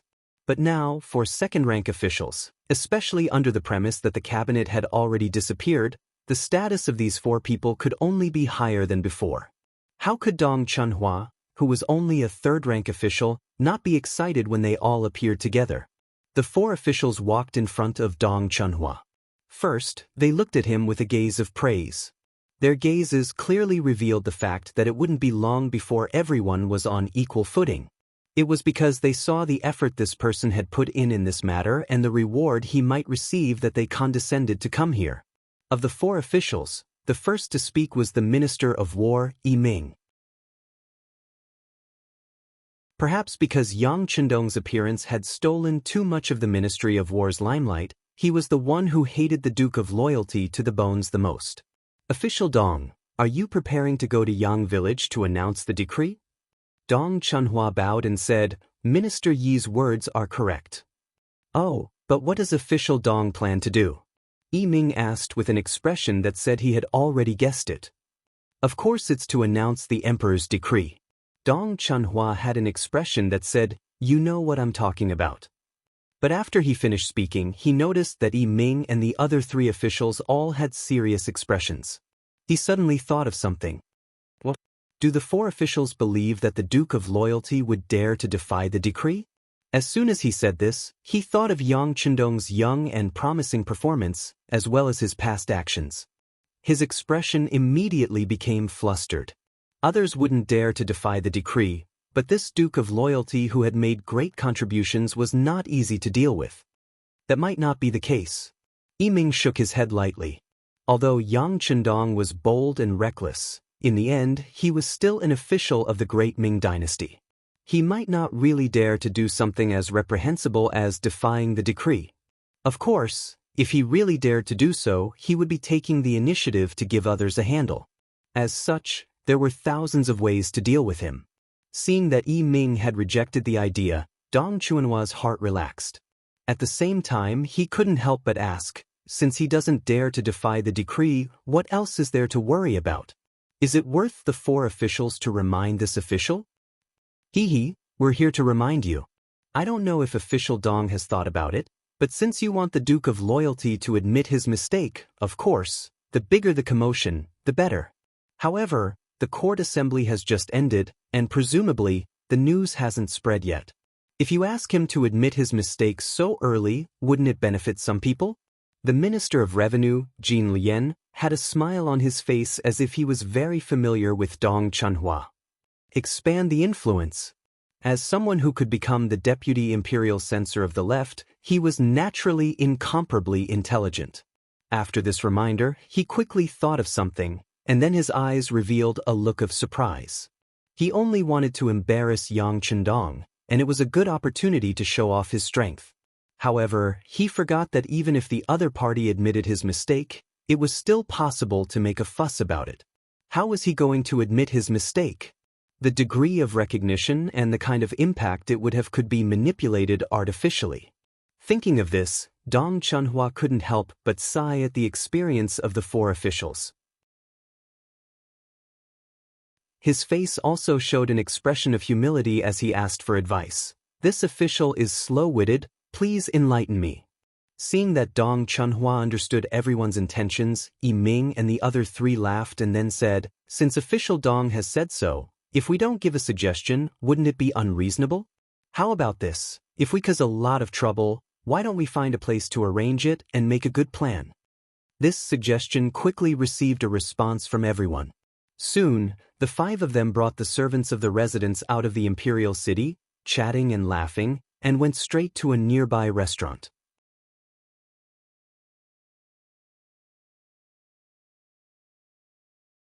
Chapter 279. Yang Family Academy. Yang Chendong had just taught everyone a physics lesson as a teacher. In this lesson, Yang Chendong vividly illustrated the importance of physics and explained some things that no one could understand before. He focused on the topic of gravity. This lesson could be said to have opened everyone's eyes. From Yang Chendong's explanation, everyone finally understood that not only did people do things according to a pattern, but everything in the world was the same. It was just that they were not good at discovering it before. Under the admiring gazes of dozens of students, Yang Chendong walked out of the classroom. Outside, Tiger's mane had been waiting anxiously for a long time. First, Yang Chendong took the handkerchief and wiped off the chalk foam one by one. Then he asked calmly, "What's wrong? What's the conclusion of the imperial court? Or did the eunuch come to my Yang family manor?" From these words, it could be seen that Yang Chendong had predicted the development of the matter, and it was quite accurate. In response to the young master's question, the conclusion has been reached. More than 70% of the imperial censors participated in the impeachment of the young master. In the entire imperial court, except for Minister Hu, Minister Wang, and a few others, the rest of the people criticized the young master.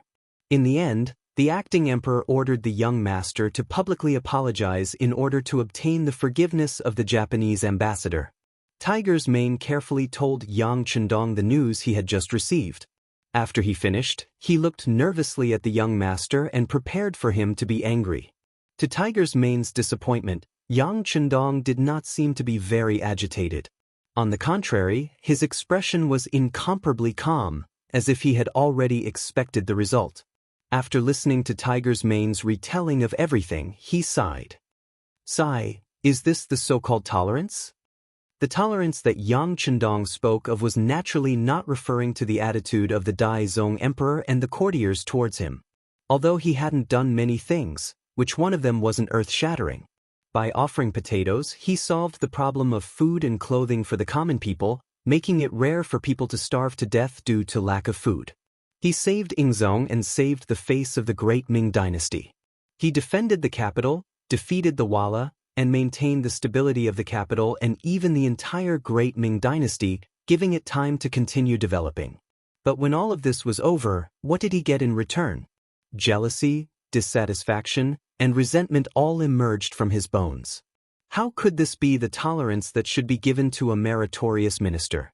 To his own people, he would step on them whenever he could. On the contrary, to outsiders, he would show a tolerant and magnanimous side. The Japanese envoy, Kimura Yoshida, only said that if the relationship between the two countries deteriorated, Japan would invade the border by sea. Just this simple sentence without any actual action? Is the great Ming dynasty going to ask their great hero to admit his mistake? How chilling would this be? Don't they know that doing this will only hurt their loved ones and make their enemies happy? Don't they know that doing this will only make the common people lose confidence in the great Ming dynasty? Don't they know that the consequences of doing this will lead to a major event, and no one will dare to stand up and fight for the great Ming dynasty? Don't they know? At this moment, Yang Chendong's heart was as uncomfortable as a river and a sea. He understood the history of the later generations and knew that when the Han people were strong, they were always willing to show their magnanimous side, but often when they were weak, it was time for them to pay a heavy price. This price caused some dynasties to change, some caused the common people to be displaced, some caused the civilization to be seriously damaged, and some caused many Chinese treasures to fall into the arms of the motherland, forever unable to return to the embrace of the motherland. And all of these developments formed history, which was also a history of blood and tears. People said that if one looked at history as a mirror, one could know the rise and fall, and if one looked at people as a mirror, one could see the gains and losses. It was precisely because he understood too much about these things that Yang Chendong decided to change everything, and the idea of the great Ming dynasty occupied an extremely important position. Only after understanding history did he know what kind of people could not be forgiven and forgiven. Japan was the most typical example. This small and weak race originated from the end of the Qin dynasty, and it could even be said that they were of the same origin as the Han people. This caused many of their habits and even their language to be similar. However, perhaps because of their geographical location, they felt a sense of urgency and nervousness from the moment they were born. It was this kind of pressure that allowed them to exert strength that was several times greater than their own. This was also a side branch of the Han people. Whenever the Han people were weak, they would send troops and take advantage of them before leaving. On the other hand, when the Han people were strong, they would wag their tails and beg for mercy, showing their weak and pitiful side. This method was repeated over and over again, and it worked every time. However, it was able to make the Han people tolerate it time and time again, causing them to be in a situation where it was too late to regret it. It was precisely because he understood too much that Yang Chendong had a different feeling. Facing a side branch of the Han people that could turn hostile and bite you at any time, the best way to deal with it was not to be magnanimous and tolerate it, nor was it to be magnanimous and change it. Instead, it was to replace it, assimilate it, and devour it. Only then would it be over. In other words, the so-called tolerance would not work on the Japanese. On the contrary, they should directly devour them and then change them from the bottom of their hearts until they faced their own bloodline and origin, and let them know that they were also part of the Han people. Only then could it be considered a complete solution. Of course, anyone could have such thoughts, but more importantly, whether or not they could do it was the most important. However, Yang Chendong, who possessed the Okura, already had the ability to do so. With the advanced weapons in the Okura, in the world at that time, there was no country, race, or individual that could resist technology that was hundreds of years more advanced than theirs. Since the conditions in terms of hardware had been met, the next step was to create an opportunity and decisively make a move. Inform Commander Gao Xiong with the fastest speed possible, and quickly get into position and carry out the original plan. Yang Chendong, who had made a decision in his heart, decisively made a decision. Then, he looked in the direction of the capital and said, "Blindly tolerating is not the best way to deal with some people. There should be no kindness in the first place. It's a pity that ignorant people like you can't understand this. Since that's the case, then let me teach you a lesson." An expert in civil war, an amateur in foreign war. This was a bad habit in many dynasties. Just like Dong Chunhua and the others. When the Wala army approached the capital, they were helpless. Not only that, they were thinking about how to escape and how to leave safely. However, when facing the great hero who defeated the Wala, they were very smart and used many methods to frame him. It was as if they had suddenly become a different person, very smart, and used many methods. Under the planning of Dong Chunhua, Yi Ming, and the other ministers of the four departments, The Japanese envoy Kimura Yoshida first appeared on the busiest street in the capital. He told everyone about the friendship between Japan and the Great Ming, and said that this friendship could have lasted for tens of thousands of years.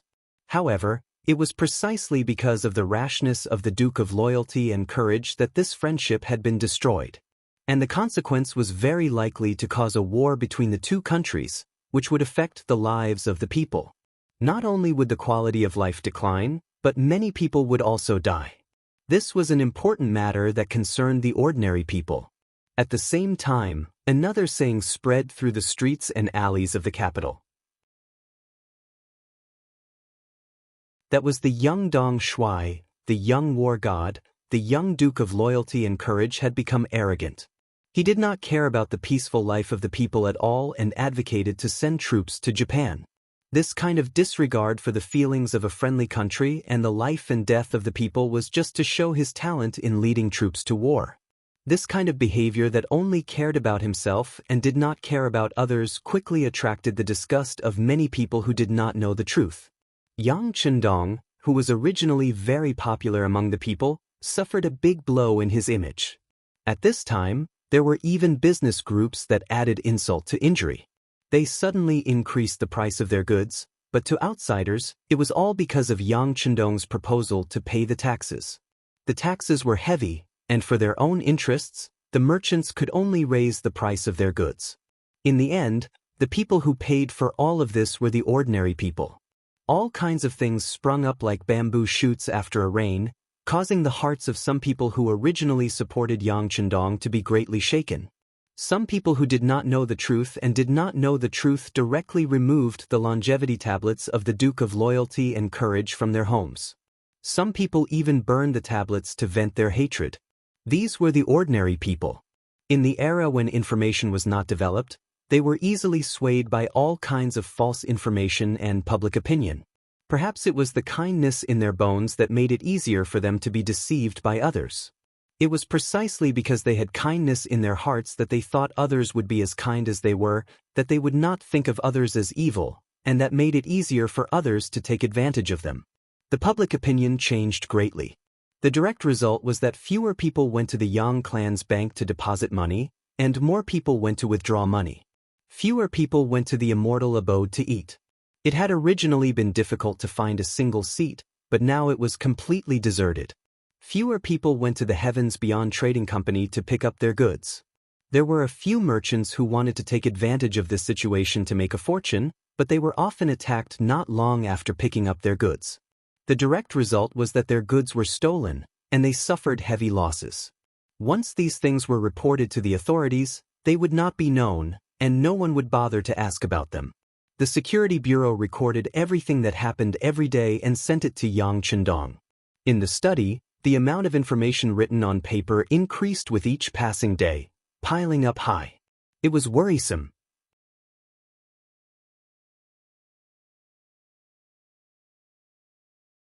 Chapter 280.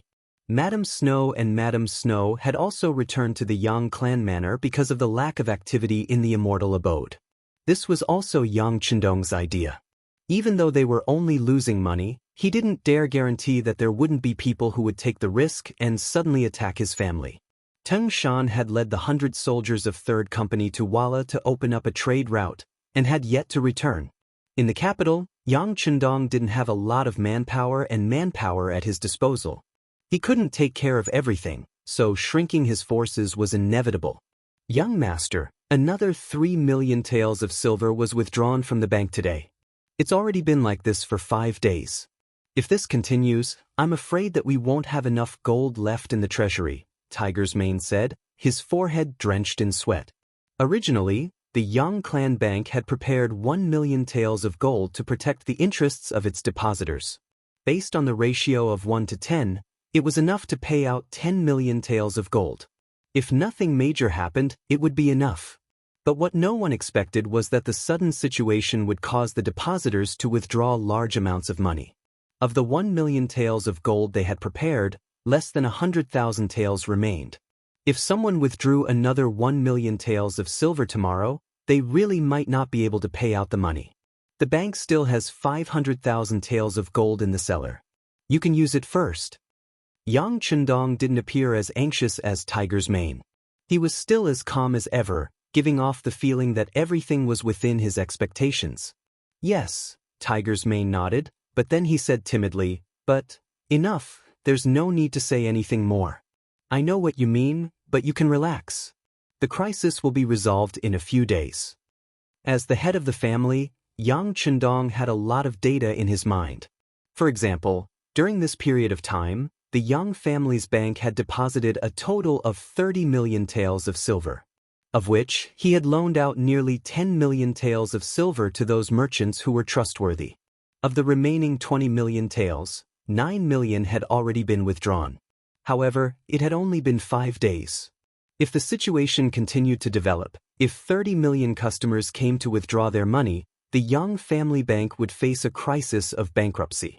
It was precisely because Tiger's mane knew about this that he wanted to see if he could urge the merchants to repay their loans as soon as possible.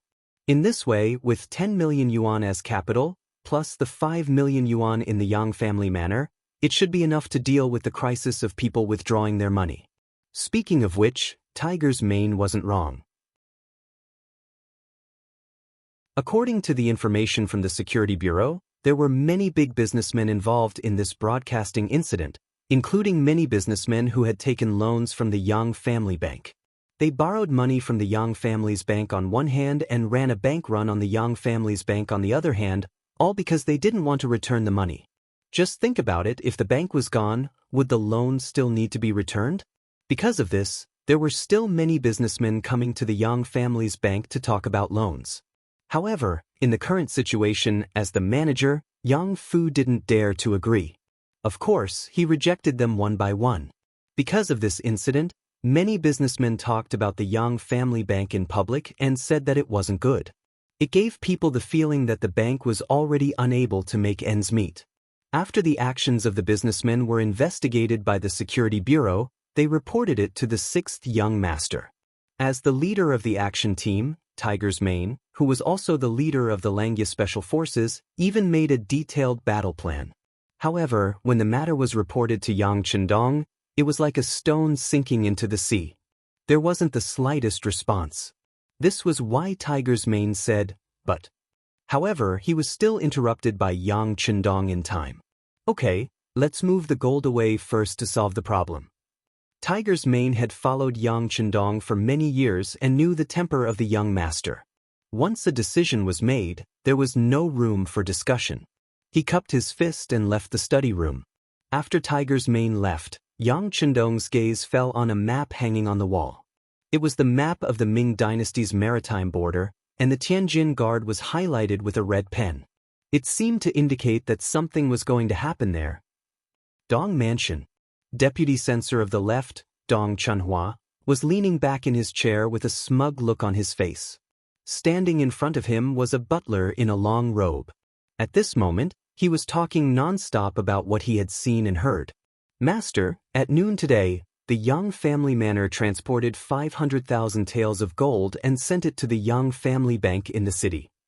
After the housekeeper finished explaining the last matter, he stood respectfully, looking as if he wanted to listen to his teachings. "Oh, isn't that the same as taking out 5 million taels of silver? This loyal duke is really rich." Dong Chunhua's eyes narrowed slightly. There was a trace of a proud smile in his eyes as he continued, "Very good. The richer he is, the greater my profits will be. Let's get ready. Tomorrow morning, I will make a trip to Yang village." The 5 days of preparation made Yang Chendong lose a lot of reputation and wealth. It was time for him to make a move. Once this heavy hammer was smashed, once the loyal eunuch apologized and admitted his mistake, his reputation would be ruined. Once this matter was spread out, his reputation would plummet. At that time, there would definitely be many people who would kick him while he was down. At that time, the loyal eunuch would inevitably lose both his life and wealth. In order to reward himself, it would be natural for him to go one step further in his official career. Dong Chunhua was very excited and even a little excited. He had begun to look forward to a new day. He wanted to see Yang Chendong's appearance when he made a fool of himself. On the contrary, in the palace, eunuch Jin Ing, who had been watching all this from behind the scenes, frowned slightly. He was unable to feel happy. It had been 5 days since the court assembly. Although it seemed that Dong Chunhua, who had given the emperor's orders, was advancing step by step and making the situation look good for him, for some reason he did not feel happy at all. Why isn't he fighting back? What is he waiting for? Jin Ing muttered to himself in his room. After dealing with Yang Chendong several times, he had already experienced the power of his opponent. He did not believe that it would be so easy to defeat the youngest duke. If that was the case, the emperor would not be so afraid. He would not be a mere incompetent official without taking any action. No, he must have a backup plan. At least until now, that mysterious power has not appeared. Pouring a mouthful of tea into his mouth, Jin Ying's expression became even more uneasy. He would not forget that Yang Chendong had reminded all the eunuchs not to call themselves eunuchs. In the end, that night, 14 eunuchs had been threatened to varying degrees. It was also after that incident that Jin Ing no longer dared to underestimate Yang Chendong. "Eunuch, what did you say? Are you going to attack?" In the corner of the room stood the commander of the brocade guards, Lu Ge. Because Jin Ying's voice had been too soft, he had not heard it clearly. However, he knew that Jin Ing had spoken and thought that it was an order. "No, don't attack first. Wait and see. Also, you must restrain your subordinates. Without my orders, they must not attack as they please." Jin Ing shook his head. His intuition told him that Yang Chendong would not simply wait for death. Sometimes, not doing anything did not mean that he would not do anything. On the contrary, when someone like this retaliated, it would be a thunderous blow. Jin Ing did not want to be the one struck by lightning. Yang family manor. It was already late at night. A guest suddenly appeared before the eyes of the hidden sentries. Immediately, a few silenced Type 95 guns were aimed at the incoming shadow. When the shadow came closer and closer and was already within 60 meters of the sentries, a voice suddenly rang out from the darkness. "Password." Huang reply. The shadow was first shocked to the spot by the sudden shout, but then he replied in a familiar voice. "River." The voice rang out again in the darkness. Then, it returned to silence. The person who had come knew today's password. He must be a spy from the security bureau. Immediately, the person was led into the outskirts of the Yang family manor. Then Yang Si, who was in charge of the night watch, received him. Not long after, Yang Si's figure appeared in the inner manor. After a while, the light in Yang Chendong's study was lit. When Yang Chendong put on a coat and entered the study, Yang Si knelt on the ground and said, "Young master, the security bureau has just sent news. The people they sent have already received Commander Teng Shan's group. They have already completed their first trade with the Vala Empire. This time, they brought back a total of 3 million silvers. Many of the Vala Empire's merchants also came along with them. They also brought a lot of money with them, wanting to buy our goods from beyond heavens. Now, their group is only a day away from the capital. If there are no accidents, they will enter the city tomorrow afternoon when the city gates close." "So fast?" Hearing this news, Yang Chendong's face was very excited. According to the previous estimate, Teng Shan and Bai Peng's group would need at least half a month to return. After all, the transportation at that time was not very developed. In addition, Great Ming and Walla were enemies. There were even some areas that did not have roads and needed to be reopened. Now that they had returned so quickly, it could be seen that Teng Shan and the others had put in a lot of effort. Of course, the reason why they returned so quickly was because Teng Shan was worried about the safety of the 6th young master. But no matter what, they had returned with a large amount of gold and silver and many customers. They had solved the crisis of the Yang family bank. This allowed Yang Chendong to do things with less worry. Very good, they came back at the right time. How about this, Yang Si, let the security bureau go into the city and inform Yang Fu. Tell him that we can agree to the loans of those merchants. However, we have to raise the interest by 3%. Didn't they want to see this young master fall and take advantage of it?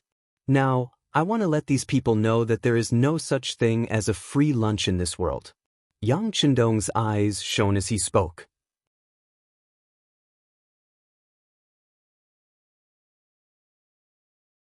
Chapter 281. Previously, those merchants had sought out cousin Yang Fu in the name of a reasonable loan, saying that they were in urgent need of silver. As long as they could meet their demands, they could accept an appropriate increase in interest. They were clearly trying to take advantage of the situation. The Yang clan bank was in a crisis, so Yang Fu had naturally rejected these requests. This action had caused them to speak carelessly, greatly affecting the reputation of the Yang clan bank. Now that the new silver had come in, and a large number of Walla merchants had followed them, it could be seen that this was a large sum of money coming into the account. Thus, it would not be Yang Chendong's personality if he did not use this opportunity to strike back. These thoughts instantly formed in Yang Chendong's mind. Yang Si naturally did not react so quickly, but since the order was given by the sixth young master, he would naturally obey unconditionally. After agreeing, he quickly left the study to deliver the news. When he was the only one left in the study, Yang Chendong used the candlelight to look at the map hanging on the wall and stood there for a long time. Very few people in the capital knew that Teng Mountain and the Bai clan caravan had returned.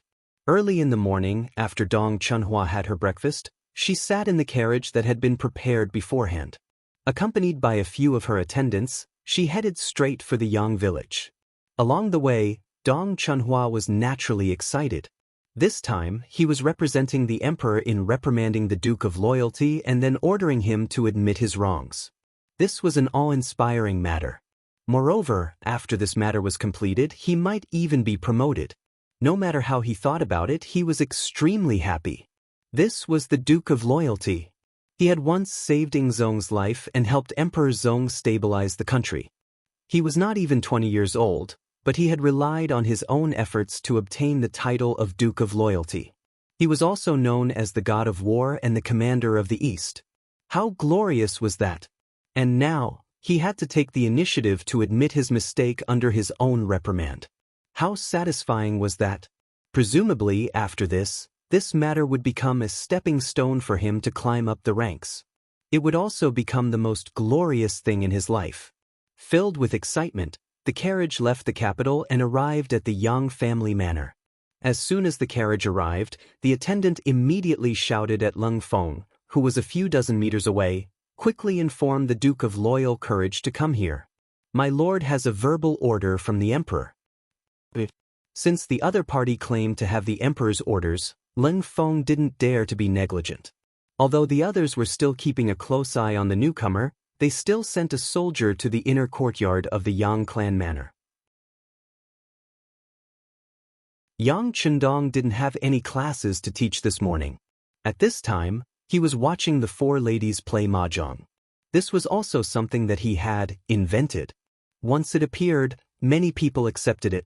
Over the past few days, the Immortal Abode's business had taken a hit. Madame Shui and Madame Xiang stayed in the manor and learned mahjong from Madame Hu Yen. The four of them were perfect for a game. Yang Chendong, on the other hand, had become a spectator. All he could do was occasionally stand in front of Madame Shui and Madame Xiang, who weren't playing too well, and point at them. Yang Chendong, who had just ordered Madame Shui to play a bad tile and fired a cannon at Hu Yen, received a beautiful eye roll from her. When he saw Tiger's mane appear outside the door, he immediately walked over. As soon as he saw the young master, Tiger's mane said, "Dong Chunhua is here." Yang Chendong wasn't surprised in the slightest. On the contrary, he seemed to be looking forward to it. He's finally willing to show himself? No one knew that early in the morning, the Bureau of Security had sent word that Gao Xiong had led 200 Lung Feng and 2,000 naval reinforcements to attack the Tianjin garrison last night. They had entered through the port that had stopped construction. They had suddenly appeared and caught the Ming Army Guard post off guard. They captured more than 3,000 people and seized countless military resources. The Bureau of Security had contacted them through a very important radio station, so they had received the news early in the morning. The Ming Army, which could only be informed orally, would not receive the news until the next morning, even if they used an 800-mile express. This was the advantage of advanced technology. Sometimes, The earlier they got the news, the earlier they could prepare, and the higher their chances of winning would be. It was at this time that Dong Chunhua appeared. This person had grasped the timing very well. If it had been a day ago, Yang Chendong would not have been so confident. However, since the other party had only appeared after receiving the news, he had no choice but to properly entertain the other party. Very well, since the guest is here, let him in. Yang Chendong's face was full of sarcasm. By the way, the students should be doing exercises between classes now. Arrange to meet him there. Understood, young master. Tiger's Mane's face was also full of excitement. This Dong Chunhua actually dared to recklessly go against the young master. Since that was the case, he would show him some power and let him meet with a nose full of dust. He would let him know who he could never afford to offend. There were less than 70 people left in the Yang Chendong Academy. Even with this number, it was still decreasing. But those who stayed were all gold. They all had something they were good at and were appreciated by Yang Chendong, which was why they had stayed until now. When Yang Chendong appeared, these people were doing exercises between classes. This was also Yang Chendong's request. They could study and train their bodies at the same time. He did not want bookworms. These students did not have to be better than those in the military, but they had to at least be healthy. Yang Chendong's appearance immediately attracted everyone's attention. Originally, there was no teacher's class, so they did not know why Dong Shuai would appear here. But they soon had an answer. An official wearing the Ming Dynasty's third-rank official's uniform walked into the field under the guidance of Yang Si. The person's lips were slightly thin, and his body was slightly plump. His eyes were constantly moving, and he first glanced contemptuously at the nearly 70 academy students standing on the square. He even involuntarily let out a cold snort from his nose. Then he stared at Yang Chendong without the slightest hint of respect in his expression. The person who came was Dong Chunhua. The reason why he looked at the academy with such a cold gaze was because once Yang Chendong fell, these students of the Yang Chendong Academy would be ostracized by everyone. Such a person would not be accepted by everyone. Such a person naturally had no future. Since he was a person with no future, why should he give him any face? When he looked at Yang Chendong, there was not the slightest respect in his expression. His attitude was very clear. He thought that this loyal duke would fall without a doubt. Facing such a person who was about to lose power, he did not even bother to show respect on the surface. Dong Chunhua's performance was very realistic. Yang Chendong also did not look at the other party. Even if the person came and was already standing there, he still treated him as invisible air and did not pay any attention to him. This made Dong Chunhua, who was standing there, embarrassed. He was a dignified third-rank official of the imperial court who was about to enter the second rank. Coming to a manor and being ignored was definitely a slap in the face. But he came uninvited, so he could not blame others. Cough. Helplessly, in order to show his existence, he had to cough heavily to attract everyone's attention. Sure enough, this cough made Yang Chendong gently turn his face, as if he had just noticed him. His face was full of surprise as he said, "Who are you? How did you appear in my Yang family academy?" Face to face, Yang Chendong did not recognize him. Dong Chunhua was angry in his heart. Thinking back to the time when Dong Shuai got married, he came with the officials to congratulate. At that time, everyone was chatting happily. How long had it been, and now he did not recognize him. Knowing that Yang Chendong deliberately did this, Dong Chunhua still had to introduce himself. "I am the left deputy imperial censor of the censorate, Dong Chunhua. I am here to speak on behalf of the emperor." After saying this arrogantly, Dong Chunhua looked up to the sky, waiting for Yang Chendong to say the three respectful words, "Follow the emperor's orders." But when he looked up to the sky, he did not get any response. When he turned his head back to look, he was so angry that smoke almost came out of his 7 orifices. He saw that Yang Chendong was focused on the students of the academy doing exercises. He did not have the slightest intention of replying. It was as if he was talking to the air just now. Loyal and courageous? What are you doing? In anger, Dong Chunhua could not help but scold loudly. After being shouted, Yang Chendong turned his head very casually. Immediately, an unstoppable murderous aura appeared in his eyes. When this murderous gaze landed on Dong Chunhua, it actually caused his entire body to involuntarily tremble and his legs to tremble. At this moment, he seemed to see a knife shining with cold light on his neck, as if it would fall and take his life at any time. In his previous life, Yang Chendong had broken through a mountain of corpses and a sea of fire. In this life, he had become Yang Chendong, so he had a good grasp of the murderous aura. Suddenly putting this murderous aura on Dong Chunhua, who was born as a scholar, the effect could be imagined. Looking at Dong Chunhua, who was shivering all over, Yang Chendong said with displeasure in his voice, "What are you shouting here for? Don't lose the face of a scholar." He was actually reprimanded. Dong Chunhua was so angry that his teeth were chattering. He thought in his heart, "How is this possible? How is this possible?" It was said that no matter what rank an official was, when someone came to speak on behalf of the emperor, they should respectfully say the 3 words, "Obey the emperor's orders." Only in this way could they show respect for the emperor's power, which was the duty of an official. It was with this thought that Dong Chunhua came to Yang village with full confidence. But after coming here, he realized that everything was so different. This young, loyal, and courageous duke did not seem to take him or the emperor's admonition seriously.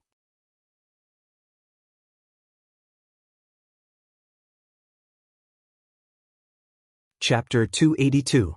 Of course, if Dong Chunhua knew that even when facing Zhu Qiyu, Yang Chendong did not have the slightest bit of respect in his heart, then he would be relieved. Dong Chunhua, who was being reprimanded, felt that his momentum was rapidly declining. He could not even guarantee that if this continued, he would not be able to complete his next sentence. In order to complete his mission, he could not turn around and leave. What he had to do was to complete his mission with anger. Dong Chunhua did not want to talk to Yang Chendong anymore. He also felt that he could not gain any advantage, so he did not even look at the Duke of Zhongdan. Instead, he said what he had prepared before. The emperor has decreed that Japan has been a friendly neighbor of the great Ming dynasty for generations. Duke of Zhongdan tore down Japan's gate for no reason, beat up the envoy, and almost caused a war between the two countries. This is a serious crime. The Duke of Zhongdan is ordered to apologize to the Japanese envoy immediately after receiving the decree to clear up the misunderstanding and reconcile the two sides. Dong Chunhua had already memorized Zhu Qiyu's reprimand. Now that he opened his mouth, it was very smooth. In his words, there was a lot of dissatisfaction. When these words were heard by the students of the Yang Academy, many of them began to breathe heavily. Obviously, they were frightened. Among the students, Junko was also among them. When she heard that the Ming Emperor actually asked Yang Chendong to apologize to Kimura Yoshida, the corners of her mouth naturally curled up slightly. As a Japanese, such an action of course made her feel proud. But then, her expression became a little nervous. Over the past few days, she had gained some understanding of this young Dong Shuai. Whatever he did, he would never regret. Wanting him to admit his mistake, Emperor Ming had really made the wrong decision. But in the face of the emperor's decree, what should he do? Dong Chunhua used nearly half a cup of tea's time to recite the reprimand from beginning to end. Then, when he stopped, he looked at Yang Chendong with a gleam of gloating in his eyes. "Aren't you, Yang Chendong, awesome? Aren't you arrogant? Aren't you able to ignore me? Well then, now that the emperor has given the verbal order, do you still dare to disobey?" Dong Chunhua had a smile on her face and regained the arrogant expression she had when she arrived. However, in the end, he did not understand Yang Chendong. As a person of the later generation, he did not have the same respect for imperial power as the ancient people. If he was facing an ancient emperor, perhaps he would lower his head out of reverence. However, substitute sect Master Zhu Qiyu was clearly not one of them. Seeing that Dong Chunhua had finished speaking, Yang Chendong nodded to indicate that he understood, and then waved his hand casually. Yang Si, who had accompanied him, gestured towards Dong Chunhua, indicating that he was going to lead her away from the manor. Dong Chunhua was still waiting for Yang Chendong to express his stance. She was waiting for him to lower his head and admit his mistake. How could she be willing to leave? Seeing that he was about to become an exiled person, he said angrily, "Duke of loyalty and courage?" What he said just now was His Majesty's intention to reprimand you. Don't you have anything to say? Or do you dare to disobey an imperial edict? Dong Chuanhua's words could be said to strike at the heart. If Yang Chendong dared to admit this point, then he only needed to publicize it, and a rebel hat would be placed on his head. In this way, no matter how much Zhu Qiu admired this person, and how much he feared this person, he could only kill him. Otherwise, where would the imperial power be? Where would the imperial power be? Before coming here, there were people who said that Yang Chendong was extremely daring and that he rarely placed the great Ming dynasty's laws in his eyes. However, Dong Chunhua did not take it to heart and thought that everyone was exaggerating. Even if this person liked to rely on his abilities to be arrogant, he still had to lower his head in the face of imperial power. But now, Dong Chunhua finally knew that those people were not speaking nonsense. This Duke of loyalty and courage truly did not place the emperor's verbal order in his eyes. This was because Yang Chendong was looking at him as if he was looking at a clown. This Duke already understands His Majesty's intentions. However, I don't agree with some of the points. The Japanese diplomatic group first sent people to assassinate this Duke. After the assassination failed, they wanted to use the two countries to threaten this Duke. Faced with such an aggressive situation, I only tore down the other party's door and beat up a few blind lackeys. I really don't know what crime I committed. Could it be that when encountering a problem, it's not about who is right, but whose fist is harder? When Dong Chunhua heard Yang Chendong's rhetorical question, his expression changed again and again. This person actually publicly said that he did not agree with His Majesty's words and decision. What was he trying to do? Was he trying to rebel? Dong Chunhua's heart was still changing with mixed feelings. Yang Chendong continued, "Lord Dong, you don't need to use imperial power to pressure me. This time, His Majesty must have been deceived by a lowly person and made such a statement. In addition, you don't need to talk about rebellion. Presumably, this is not His Majesty's intention, but something you added at the last minute, right? If this Duke wanted to rebel, why didn't I bring Yingzong back to the capital when I saved him? This kind of thing where the Son of Heaven is used to order his vassals has happened many times in history, right? If this Duke wanted to rebel, why did I lead people to beat back the Wala army when they came to the city, and then obediently return to Zhong Dangong? Your thinking is still too childish. It's better to go back and think about it carefully. Oh, right, this Duke also wants to advise you. In the future, if you want to question me, you should at least find someone with a higher rank, at least of the same rank as this Duke. You are just a third-rank official, you really don't deserve to have a fair conversation with this Duke." At the end, Yang Chendong laughed. However, the contempt and ridicule in that smile could be seen by anyone. He was refuted by Yang Chendong, and was even reprimanded by Yang Chendong. In the end, he was even thrown out of the manor. When Yang Si pulled him out of the manor like a little chick, Dong Chunhua's face was ashen. At this moment, he wanted nothing more than to find a hole to crawl into. Bold and presumptuous. Bold and presumptuous. Just wait for the emperor to get angry and take away the Duke's hat. At that time, let's see how you can continue to be so imposing. Even though he was out of the manor, Dong Chunhua still shouted and shouted. Then he angrily got on the sedan and went straight to the capital, to the imperial palace. He wanted to tell the emperor everything that had happened here today, and then let the emperor issue an imperial edict to punish Yang Chendong severely. Dong Chunhua left, but Yang Chendong didn't leave. He stayed on the field of the academy. His gaze swept across the nearly 70 students, and his face was solemn as he spoke. "Everyone, write an article about what happened today and hand it to me before dinner. Teacher, what do you think?" After Yang Chendong finished speaking, he prepared to leave, but a voice came from behind him. The person who spoke was the student, Wang Si. Wang Si and Yu Yuanbi's fight was finally released because Li Wenxiao was investigated. From this incident, he could see that as his teacher, Yang Chendong, was protecting him. This made him even more determined to choose the Yang Academy and become a student here. However, Yang Chendong still disobeyed the imperial edict, and he was worried about him. Yang Chendong, who was stopped by Wang Si, stopped. After a moment of silence, he suddenly raised his head and said, "Teacher, I only know one thing, and it can be summed up in one sentence. If you fall behind, you will be beaten. If you fall behind, you will be beaten." When these simple words entered the ears of the students, their eyes immediately lit up and they felt as if they had been enlightened. Although the words were simple, the summary was very accurate. Just like how the Walla dared to invade the borders of the Great Ming Dynasty, wasn't it because the Great Ming Dynasty's national strength was weakening? Just like how the Japanese envoy dared to threaten the Great Ming Dynasty, wasn't it also because the Great Ming Dynasty was weak? If the Great Ming Dynasty was strong enough, others could only submit. How would they dare to covet the Great Ming Dynasty? Among the students, Junko was also shocked by these words. She thought of her father. If her father was strong enough, would he still need to be afraid of the other aristocratic families in the country? Would he still need to consider what General Ashikaga Yoshimasa would think? While the students were still thinking, Yang Chendong had already left the academy and returned to the inner courtyard of the Yang family manor. Pass down the order, pay attention to every movement in the capital. Yang Chendong had to be vigilant, although he didn't think that Zhu Qiyu would do anything because of Dong Chuanhua's report. After all, this was the territory of the Great Ming Dynasty.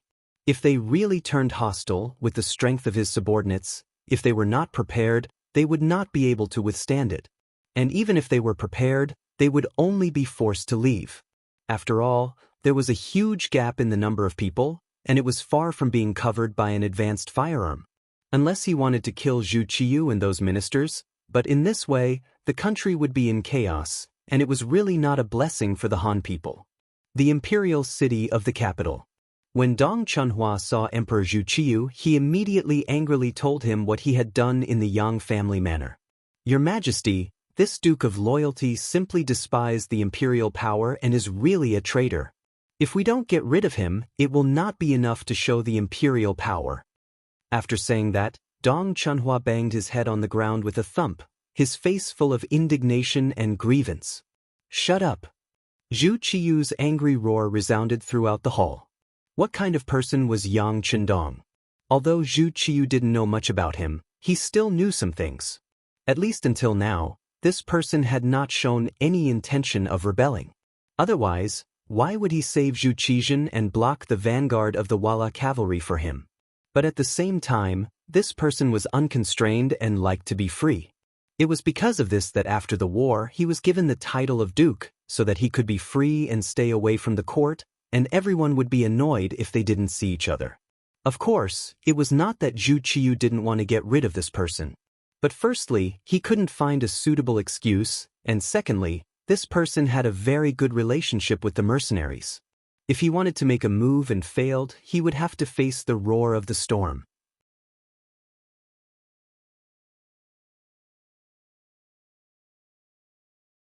Chapter 283. Without absolute certainty, Zhu Qiyu wouldn't make a move. Of course, this was also because this person didn't threaten him. At least, he hadn't shown any intention of doing so. This was also why the two of them hadn't fallen out with each other yet. But now, Dong Chunhua actually wanted him to get rid of Yang Chendong. How could he make this decision lightly? This was why he had opened his mouth to scold him. Of course, Yang Chendong didn't give him face and refused to admit his wrongs. This made Zhu Qiyu angry. But being angry didn't mean that he had to get rid of him. The new army hadn't finished training yet. The safety of the Great Ming still depended on this person. Fortunately, Yang Chendong still gave him face from Dong Chuanhua's words. He explained that he hadn't received the imperial edict and said that he had been deceived by a vile person. This gave him a way out. Suddenly stopped by Zhu Qiyu's shout, Dong Chuanhua's expression changed greatly. He didn't know what he had said wrong. He hurriedly bowed his head to the ground again. "Your Majesty, please calm your anger. It's not worth it to harm your health." Official Dong was angry in a moment of anger, but it is understandable. This time, the Duke of Loyalty and Courage has indeed gone too far. Jin Ing, who had been standing to the side, saw that the emperor was angry and Dong Chunhua was frightened. She immediately stepped forward to speak as a partner. Jin Ying's words finally reached Zhu Qiu's heart. Although he didn't want to fall out with Yang Chendong right now, this person had already done something that went against imperial authority. If he didn't do anything and word got out, it would have a big impact on his throne. Beloved official Jin, in your opinion, what should we do? Your Majesty, why don't we have Minister Hu reprimand the Duke of Loyalty and Courage in court tomorrow? With Minister Hu taking action, he will definitely have to reflect on his actions. Jin Ying had a flattering smile on her face as she made a ruthless suggestion. Zhu Qiu suddenly understood after hearing this. Not bad, not bad. Beloved official Jin's words are exactly what we want. In that case, we will hand this matter over to Hu Shao at court tomorrow morning. Dai Zong's complexion became much better, as if a burden had been lifted from his shoulders. When he saw Dong Chunhua kneeling on the ground, he sighed and said, Beloved Minister Dong, you've worked hard these past few days. I already understand your intentions. In any case, Dong Chunhua's actions were for the sake of maintaining imperial power. Zhu Qiu naturally saw this point clearly. He needed such loyal officials. Even if they were not as capable, they could still be used. Hearing this, Dong Chunhua immediately burst into tears. His head hit the ground heavily again. Thank you, Your Majesty. Long live Your Majesty. Dong Chunhua left the palace. When she left, she was in good spirits. After the people from the Intelligence Bureau reported the situation back to Yang Village, Yang Chendong's expression didn't change when he heard the news, but he was obviously relieved. Young Master, the army in the capital hasn't moved. It seems like they don't intend to target our Yang clan. Tiger's Mane, who had come to report the situation, shared his opinion as well. Our acting emperor knows what's good for him. Yang Chendong's expression returned to normal as he spoke. When Yang Chendong defied the imperial edict this time, he had already prepared for the worst. That was, Zhu Qiu would fall out with him. If that was the case, even though he had the cold blade, he had too few people. For safety's sake, he could only fight his way out of the capital. He could either meet up with Commander Gao Xiong and the others from the Tianjin garrison or go to Zhu Qizhen's place in Nanjing. After more than a year of scheming, it was certain that his estate would suffer losses. However, Zhu Qiu wouldn't be able to gain any benefits from doing so. If everyone fell out with him, his days in the capital would definitely not be easy. This was originally a situation where both sides would suffer losses. Fortunately, Zhu Qizhen didn't choose to do so. This matter allowed Yang Chendong to see where his shortcomings were. He had too few soldiers. Even if he had advanced firearms, he wouldn't be able to intimidate the enemy. The moment something unpredictable happened, there was a high chance that he would meet his foes with weapons. It seems like I'll have to find a chance to go out for a while, Yang Chendong muttered to himself. The cold blades test had been far too harsh, making the size of the army a huge problem. However, he had always walked the path of elite soldiers. Ordinary soldiers were not worthy of his attention. Most importantly, he did not want to see a large number of soldiers who believed in him die on the battlefield. That would be a very sad thing. The cold blade needed time to expand, and the defense of Crimson City also required large amounts of manpower and resources. In these circumstances, increasing the number of soldiers in a short amount of time was nothing more than a pipe dream. Since this was the case, it was better to leave the capital for a while and give himself enough time to develop. As long as the cold blade was strong enough, when he returned to the capital, he naturally wouldn't have to worry about anyone doing anything to him. Tiger's Mane, issue an order. Have the Bureau of Security keep an eye on the situation in Guangxi and Guangdong. At the same time, have Commander Leng Song get ready. If something happens, we're to fish in troubled waters and expand the situation. Yang Chendong recalled the Shunping Heavenly King incident that would occur 1 month later in history, the rebellion in Guangdong, and Zhu Huituan's Miao uprising. Thus, he had prepared for a rainy day and issued a military order. The Yang clan manor was safe for the time being because of Zhu Qiu's apprehension. More importantly, he had been emperor for far too short a time, and he had inherited a terrible mess. Developing it would also require time, so he had tolerated Yang Chendong's defiance of the decree. Just because the fire had not been ignited did not mean that it would not burn. On the second day of the court session, Zhu Qiu's first order of business was to have the Minister of Rights, Hu Xiao, persuade Yang Chendong to admit his wrongs and appease the anger of the Japanese emissary. Zhu Qiu had just arrived at court and sat on the dragon throne of the emperor, his gaze sweeping over the officials. Intentionally or unintentionally, his gaze had fallen on Hu Xiao. At this moment, a young eunuch quietly walked up to Jin Ing and whispered something to him. Originally, Jin Ing was standing there calmly with a faint smile on his face. No one could tell what he was thinking. But when he heard the eunuch's report, his face slightly paled. The eunuch said that when the city gates opened early in the morning, the cold blade soldiers responsible for opening trade with the Walla had returned, 100 of them.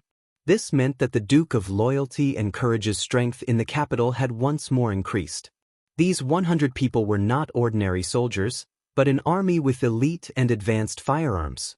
He later learned that a single company of cold blade soldiers could withstand the charge of thousands or even tens of thousands of Walla's elite cavalry.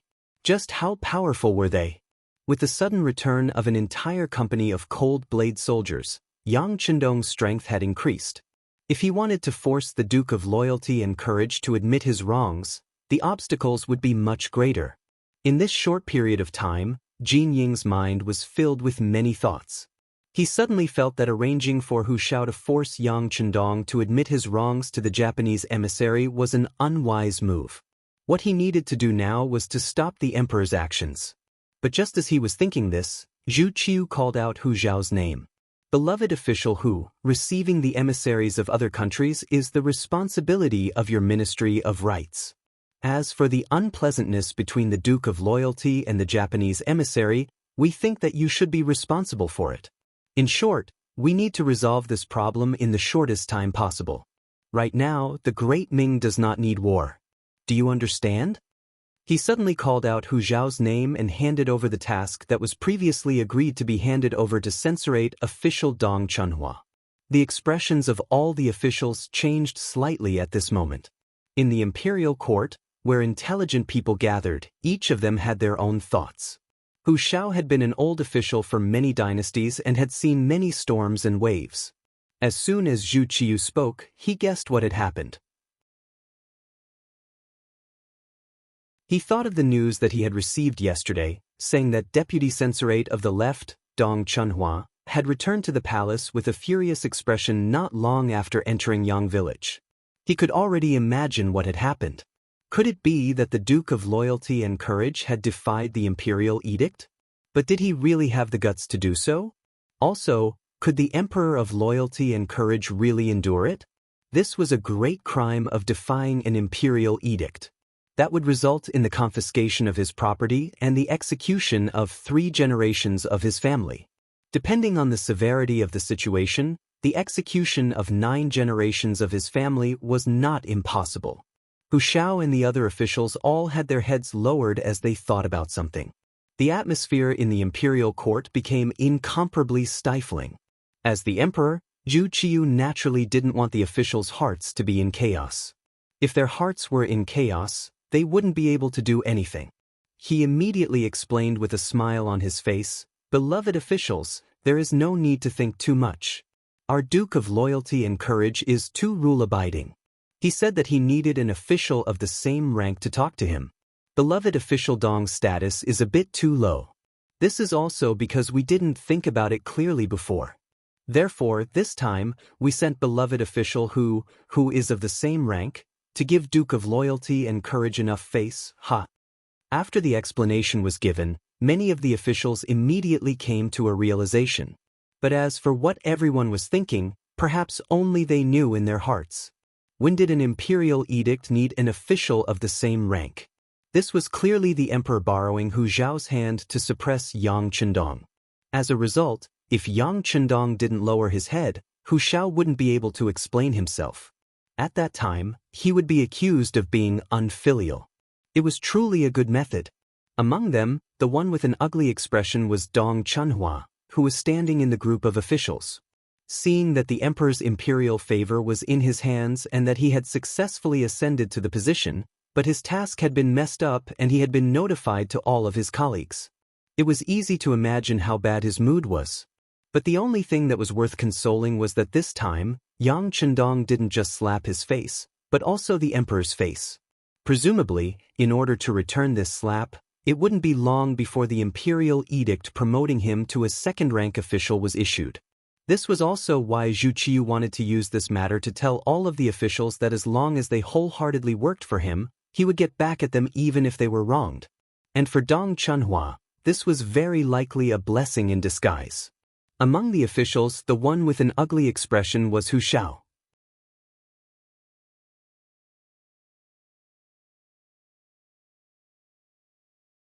Chapter 284. Even though Zhu Qiu had already explained it to him, he could tell that something was different from what he had heard. Since ancient times, who would care about the identity of the person who gave the decree? Usually, when a first-rank official was ordered to do something, wouldn't a small eunuch be able to read the decree? Then why was it that when it came to Yang Chendong, there was a need for someone of the same rank to read the decree? How could things be so simple? It was clear that the emperor knew that he was Yang Chendong's elder and wanted to bully him. If this was really the case, if he didn't do this task well, not only would he attract the emperor's anger, it would also be equivalent to handing the knife to someone else. Knowing that this was the case, there was no other choice. This was what made Hu Xiao annoyed and helpless. If he didn't do it, it would attract trouble. If he did it, Yang Chendong would have to lower his head. But would he lower his head? Even if he lowered his head because of his identity as Hu Xiao's grandfather, would he be willing to do it? Would he hate him because of this? Hu Xiao's expression changed again and again. It could be said that his heart was full of worry. Zhu Qiu naturally noticed it from the corner of his eyes, but he didn't pay attention to it. Who told you to be the elder of the loyal and bold duke? Who told the loyal and bold duke to have the courage to resist the imperial decree? If I didn't make things difficult for you, you really wouldn't know that imperial power was inviolable. Seeing Hu Xiao's calm expression and slightly squinting eyes, as if he was shocked, Zhu Qiu's mood became very good. Yesterday, he had the same expression. Now that he had transferred it to someone else, how could he not be happy? Unfortunately, this happiness only lasted for less than half a cup of tea's time. An urgent report suddenly sounded outside the main hall, causing his attention to be completely diverted. Reporting, it's urgent. A soldier of the Great Ming Dynasty with a messenger flag behind him rushed into the main hall of the imperial palace. According to the law of the Great Ming Dynasty, a messenger could enter the palace hall to report without an imperial edict. Therefore, when this Great Ming soldier bravely rushed in, he was not stopped by anyone. There were only a few people who looked at him with surprise. Since the messenger had appeared here and said that it was an emergency, something urgent must have happened. However, there didn't seem to be any information that indicated that something big was going to happen. In front of the confused eyes of all the officials and even Zhu Qiu, the messenger knelt down in the main hall and reported without raising his head, "Reporting to your majesty, a large number of Japanese samurai suddenly appeared at the port of Tianjin. They suddenly appeared and caught the garrison unprepared."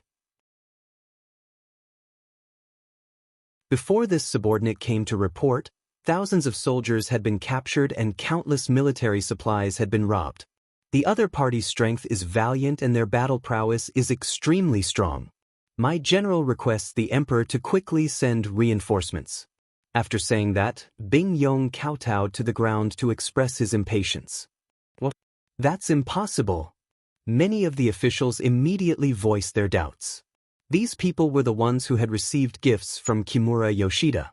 They knew very well that not punishing Yang Chendong was just an excuse for the other party. As for whether they would really send troops, most likely, this person couldn't make the decision. Even if they really wanted to send troops, they couldn't have done it so quickly. Where was this emissary and the capital? How could Japan go to war without declaring war? What did he mean? What's impossible about it? Seeing the expressions of disbelief on the faces of many officials, Su Yozhen, the left assistant minister of the Ministry of Justice, reacted quickly and shouted loudly, "Can't you see that this is probably a delaying tactic by the Japanese emissary? They have been in the capital of our great Ming dynasty for some time. They know that we have just experienced several battles and our military strength is weak. Jumping out at this time is obviously to take advantage of us. It's hateful that we were so gullible and didn't take any precautions. As he spoke, Su Yozhen shook his head with some resentment, as if he was angry at his lack of vigilance. But in fact, this statement was notified to him by the Security Bureau last night. That was to say, among all the officials, he was the only one who knew the truth. As mentioned before, Su Yozhen was a powerful official of a generation in history. Those who could become powerful officials were all people with means and ambition. If such people were used well, they would become a sharp sword that could cut everything. But in the same way, if they were not used well, it was likely that they would hurt themselves. In order to achieve the purpose of using the sword well, Yang Chendong deliberately told Su Yozhen in advance. This was also to deter him and let Su Yozhen know his strength, but he couldn't see it clearly. In this way, this person didn't dare to disobey his orders and would do things for him wholeheartedly. This was why Su Yozhen suddenly jumped out and revealed the truth. Su Yozhen's words were very much in the hearts of several officials. They all nodded in agreement, as if all this was really a delaying tactic by the Japanese emissary. Japanese samurai? How many of them are there? How is their combat strength? When did this happen? When Jin Ing suddenly heard the news, his expression changed dramatically. But he also didn't believe that the Japanese would make a move at this time. Because in his opinion, even if they wanted to make a move, they had to wait until after Yang Chendong was punished. He had a feeling that there was something fishy about this matter. But he couldn't think of any problem, so he asked this question. If the enemy had too few soldiers, could it be the work of mercenaries? This wasn't the first time he had interacted with Lung Feng. The enemy didn't have many people, but their combat strength was extraordinary.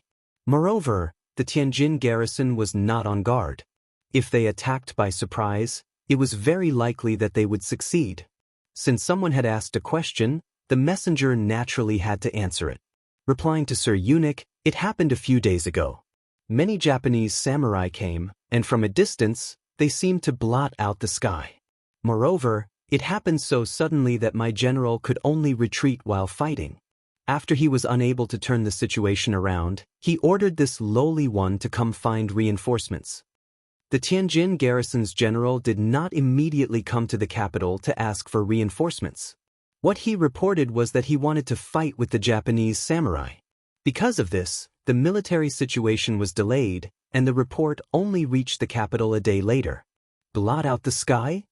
Jin Ying's expression turned even uglier when he heard this description. Could it be that he was wrong and this wasn't the work of mercenaries? Otherwise, how could there be so many soldiers?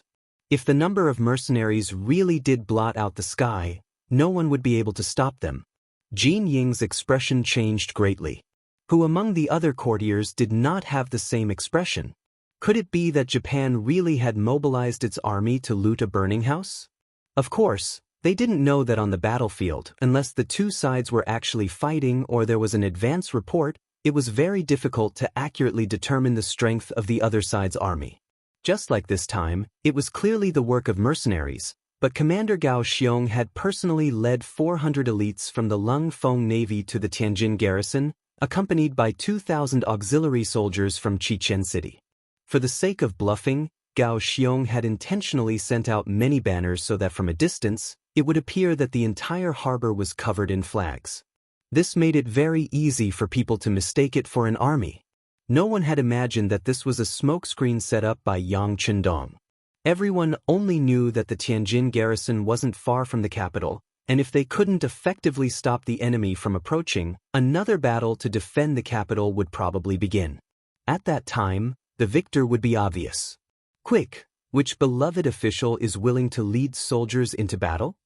Zhu Qiyu didn't want another battle to defend the capital. Last time, he had spent the young master's money, which had already caused him great heartache. Now, before he could recover from his shock, another unknown battle had appeared. While he was angry, his gaze also fell on the generals in the imperial court, lingering for the longest time on Marquis Wukinghow Shiheng. Shiheng was the general of the army, and he was also the commander in charge of building and training the new army. In the army, his strength was naturally a cut above the others. But even though he had been on the battlefield many times and had very few victories, his heart was beating like a drum. It was not the first time that he had heard the name of Japanese samurai. They were simply outlaws, and all of them were brave and good at fighting. It was said that if one wanted to become a samurai, he had to go through hundreds of selections. If he were to deal with such a powerful army, how confident would he be in winning? If he won, everything would be fine. But if he lost, would his position in the army be affected? His position was stable enough now. Did he still need to take risks and fight? The answer was, of course, no longer. There was no benefit in winning, and if he lost, he would lose his high position. Shaking his head, Shiheng looked awkwardly at Zhu Qiyu, who was sitting on the dragon throne, and knelt down. "Your Majesty, the new army has just been formed and hasn't undergone any training. If we send them to the battlefield at this time, I'm afraid that they will lose more than they will win." Zhu Qiyu really wanted to reprimand Shiheng, but when he thought about what Shiheng said, he realized that Shiheng was right. If he really sent the untrained new army to the battlefield and suffered a great defeat, it would directly threaten his throne. What should we do? Dear ministers, do you have any other candidates to recommend? Zhu Qiyu's tone changed. He no longer stared at Shiheng, but looked at the ministers, hoping that they could come up with another result. Even Shiheng had refused, which was enough to prove that the situation was tricky. Although some of the generals were a little restless after hearing this, they considered that if they lost, not only would they be implicated, but their families would also be implicated.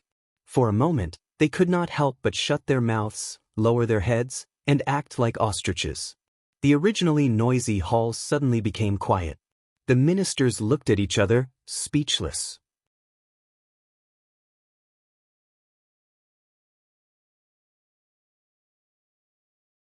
Chapter 285. This scene infuriated Zhu Qiyu to no end. When there were benefits to be had, these officials didn't behave like this. They were all eager to show that they were capable, that they could be entrusted with important tasks and that they could accomplish great things. But now that there was a problem that involved life and death, everyone had the same attitude. They would hide as much as they could. He really didn't know what he could do in the future by relying on such officials. Minister Yi, tell me. Now that the Japanese army has invaded our borders, what is the Ministry of War planning to do? Since no one took the initiative to step forward, Zhu Qiyu simply began to call out names. The first to be called was the Minister of War, Yi Ming.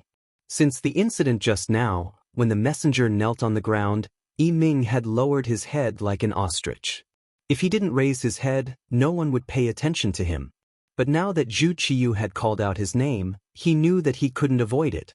He could only raise his head and say helplessly, "Your Majesty, after several battles, the Ministry of War doesn't have any good generals or elite soldiers. Moreover, we've been busy building a new army. We really don't have the strength to do anything." Useless. In his anger, Zhu Qiyu didn't care about the other party's face and exploded. "Other beloved officials? Do you have any suitable candidates to recommend?" The emperor was angry, and the other officials were all afraid to avoid him. At this moment, who would dare to answer? Looking for trouble? So when this question was asked, the entire hall fell silent. "What? No one has a suitable candidate. Do you want us to personally lead the army?" Zhu Qiyu stood up from the dragon throne, his voice filled with boundless anger. "These officials are incompetent." Seeing that the emperor was so angry, all the officials knelt on the ground and blamed themselves. But when everyone knelt, there was one person who didn't kneel. He was the one who always came up with ideas, the left assistant minister of the Ministry of Justice, Su Yozhen. "Your Majesty, this official has a candidate to recommend."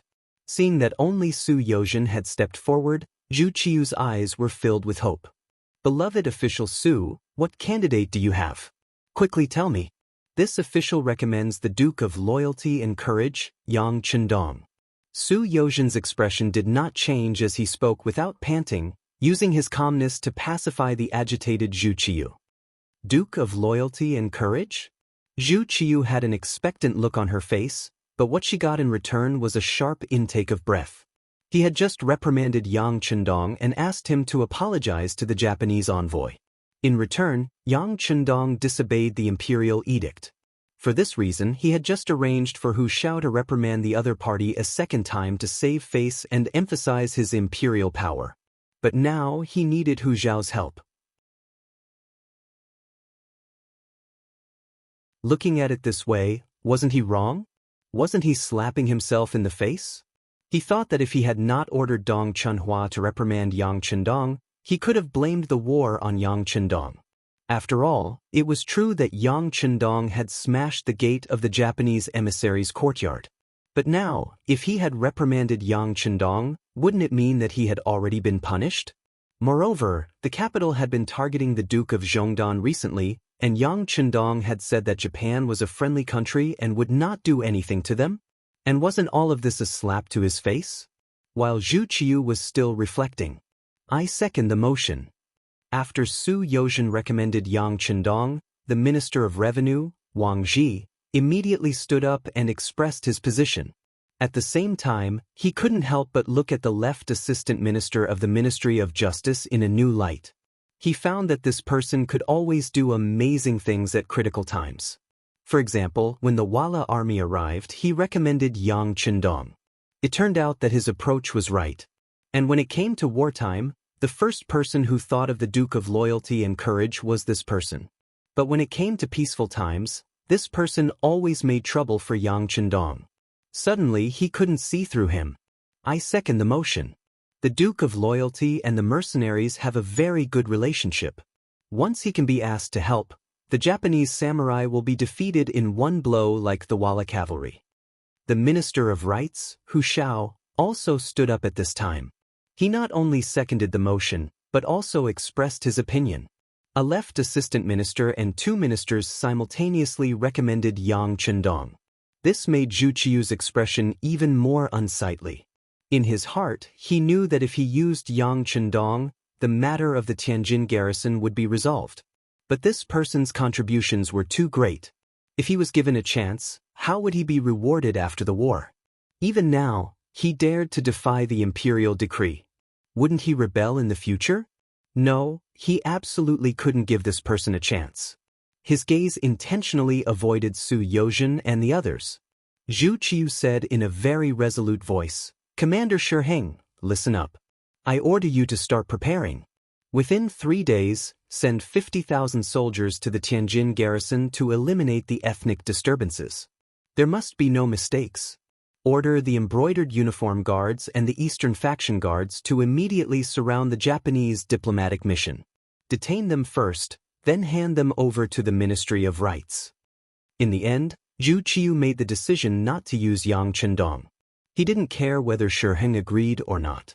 He directly made the decision in the name of an imperial edict. When His Highness issued an imperial edict, even if Shi Heng was 1,000 times unwilling, he still had to obey. He didn't have Yang Chendong's ability to dare defy an imperial edict. Just like that, the court assembly dispersed. After Zhu Qiu walked out of the main hall, followed by a group of eunuchs, Hu Xiao followed the other officials outside at a leisurely pace.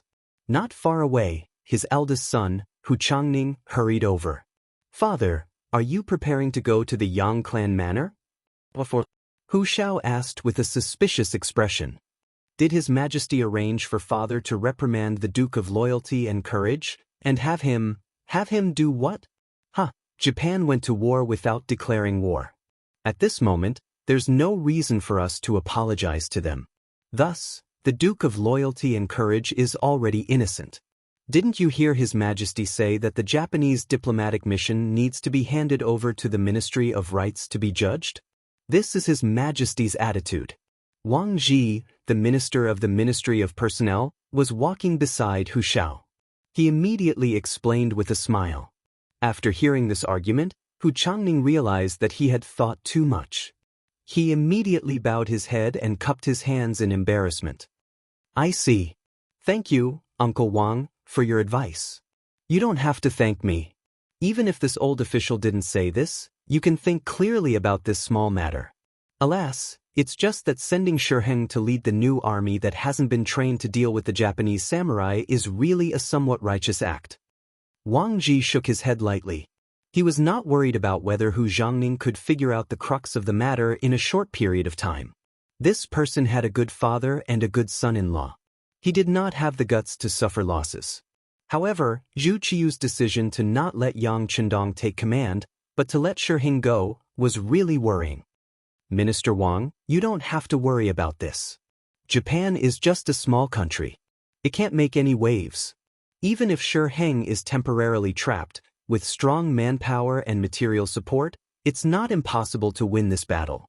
Besides, isn't there still the Duke of Loyalty and Courage? At worst, we'll just suffer losses first. By the way, hasn't the imperial court suffered a lot in the past 2 years? Hu Shao stroked his beard and shook his head. Obviously, he was also somewhat dissatisfied with Zhu Qiyu's decision. But he wasn't too worried. After all, it was a small country that was really difficult to put in his eyes. Perhaps.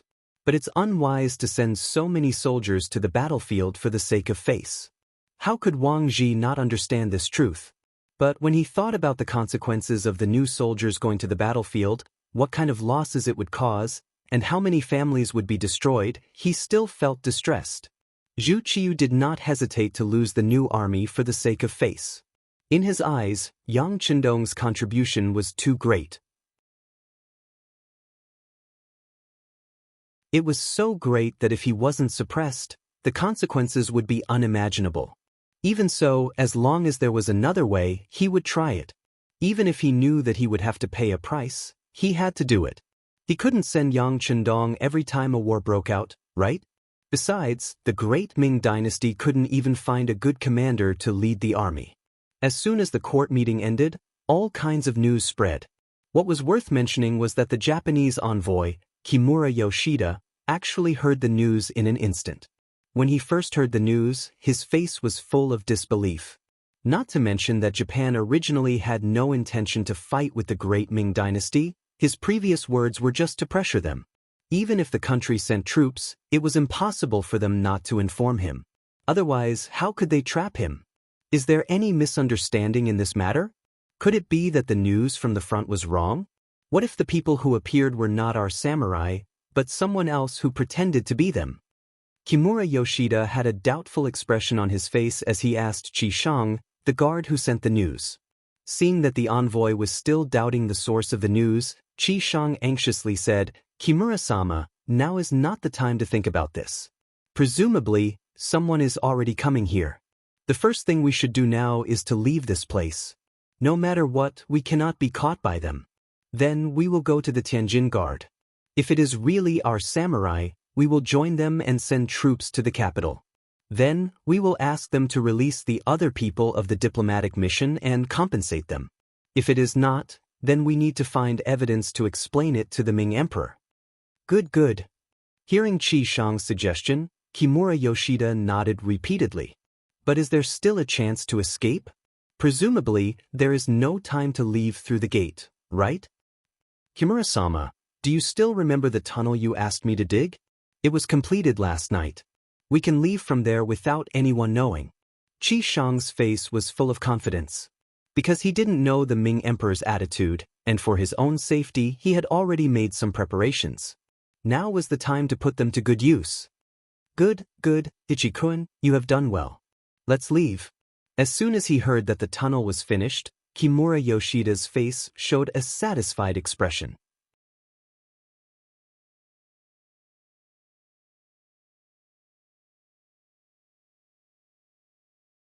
Chapter 286. Good. Please follow me. Aikisheng nodded. In order not to attract attention, the two didn't bring anyone else with them. They only took some silver and entered the tunnel, leaving the diplomatic mission's courtyard. Less than half an incense stick's worth of time after the two left. A large number of embroidered uniform guards and Dongchang fanzi appeared outside the Japanese diplomatic mission's courtyard. The one who came to carry out the mission was the commander of the embroidered uniform guards, Ji Guang. He first asked his subordinates who had been guarding the door, "How is it? Is there anything unusual inside?" No, we didn't see anyone come out. Good, everyone listen to my orders. In a moment, we will charge in and arrest everyone. Anyone who dares to resist will be killed. After Ji Guang gave the order to his subordinates, he waved his hand and broke the door open. As the embroidered uniform guards entered, the diplomatic mission's courtyard was soon filled with the sound of weapons clashing.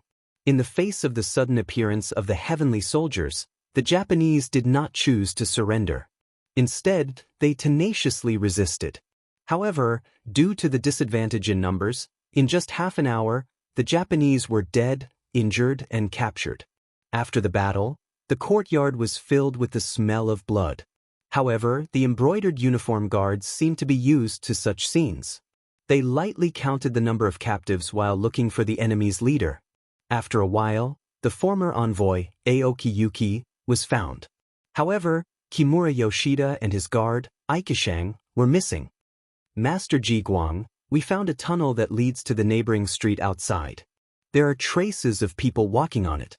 It should be the missing Kimura Yoshida and Aikishang. An embroidered uniform guard stepped forward and respectfully reported to Ji Guang. "Wanna run?" Pass down the order to strictly check the city gates. They must not be allowed to escape. Ji Guang said with a gloomy face. An important person had actually escaped. This was a dereliction of duty. Of course, if the two of them escaped, wouldn't it mean that they had a guilty conscience? Kimura Yoshida and Aikishang used the tunnel to walk out of the neighboring street. When they finally walked out of the dark and damp tunnel, they could breathe a breath of fresh air. A thunderous voice fell in their ears. "How is it? The tunnel doesn't feel good, right? Hee, tie them up." The one who spoke was Yang Wu. He had been waiting here on Yang Chendong's orders since last night. Although De Ming did not notice the digging of the tunnel, the Security Bureau, who had already bribed the cook of the diplomatic mission, discovered the problem. How did the diplomatic corps, which did not do any work or training, suddenly increase their appetite and purchase many iron tools and bamboo baskets for digging tunnels? Yang Chendong had once taught him that any small matter could become a big matter. It all depended on whether or not it could attract your attention. After Yang San received the news, he increased the intensity of his investigation. Naturally, the matter of the underground tunnel did not escape his eyes. Thus, Yang Wu's actions came about. When the steel knife was on his neck, Kimura Yoshida still said arrogantly, "What are you doing? Am I a Japanese emissary? If you kill me, wouldn't that incite a war between the two countries? Can you bear such a sin?" "Sai, you talk a lot of nonsense." Yang Wu shook his head. This kind of threat was nothing to him. If not for the sixth young master's order to keep him alive, he would have killed him long ago. However, just because he could not kill him did not mean he could not vent his anger. He raised his hand and struck Kimura Yoshida's neck. The powerful force immediately knocked him out. Qi Shang, who was beside him, shrunk back in fear. Qi Shang's reaction fell into Yang Wu's eyes. Seeing how cowardly Qi Shang was, he could not help but glare. This glare scared Qi Shang out of his 7 souls. "Don't do it, I'll knock myself out." As he spoke, Qi Shang slammed his head against the wall in front of him. His entire body was bleeding from his head and he fainted. At least he knows what's good for him. I originally wanted to teach him a lesson, but unfortunately, I can't. Seeing that Qi Shang had knocked himself out, Yang Wu sighed and said with dissatisfaction, "Brother Wu, why don't you just kill him?" Lung Feng, who came with Yang Wu to carry out the mission, suggested when he saw that Yang Wu was not satisfied. "Forget it, there's no point in killing someone who has already fainted. Let's bring him back to the young master and let him do whatever he wants with him. Let's go, put them in the carriage and transport them out of the city. I'm afraid it won't be long before this matter is discovered and the city gates will be strictly checked." Yang Wu did not dare to delay. He was afraid that there would be a mistake and delay the young master's important matters.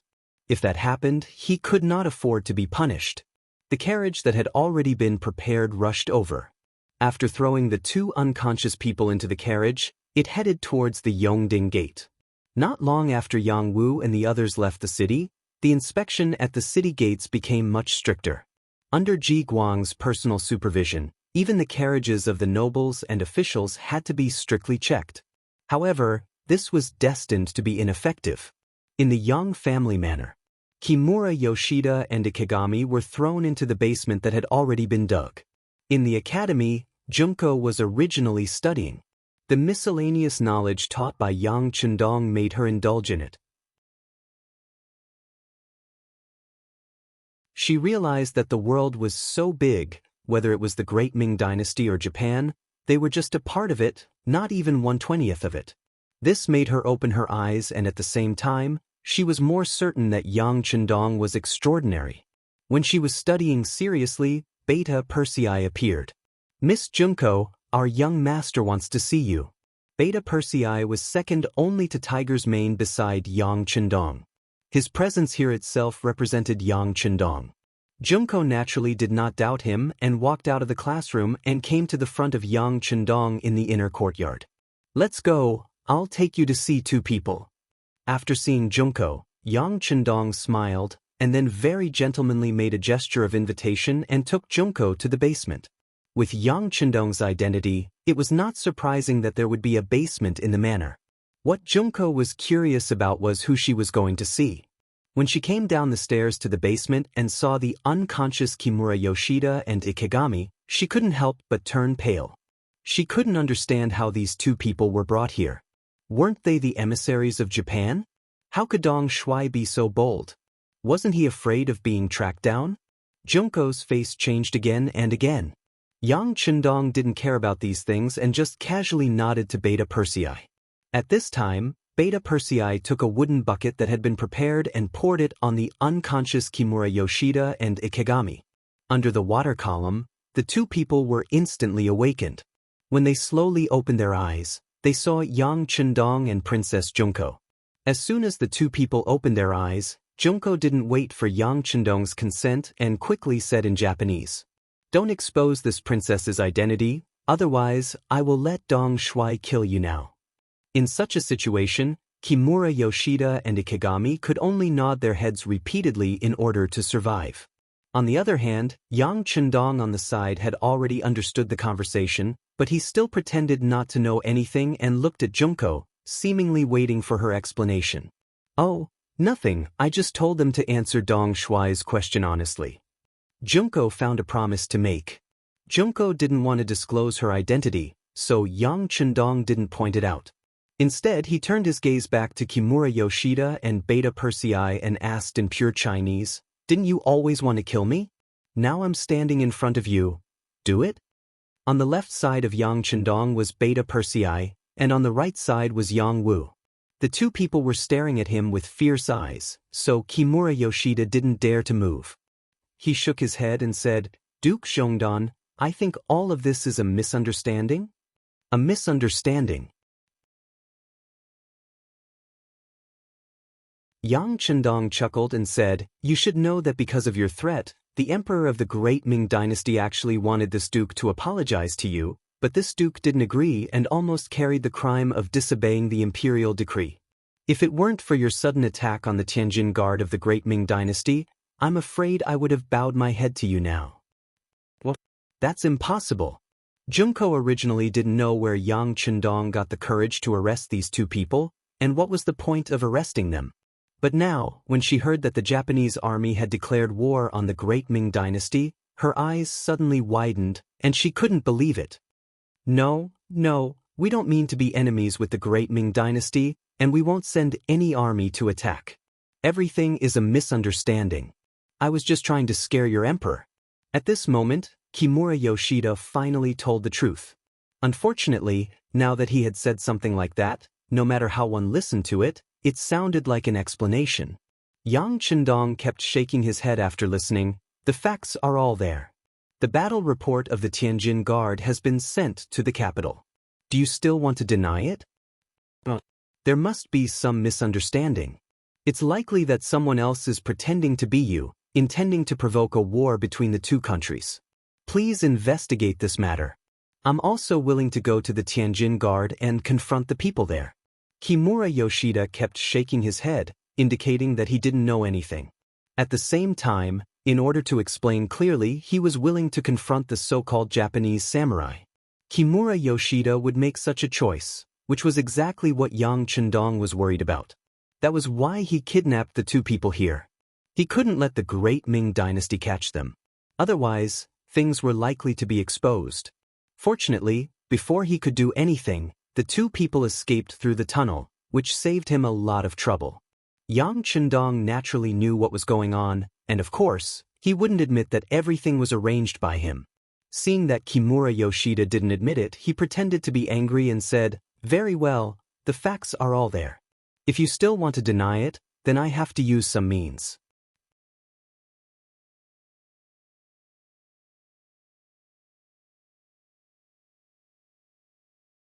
Chapter 287.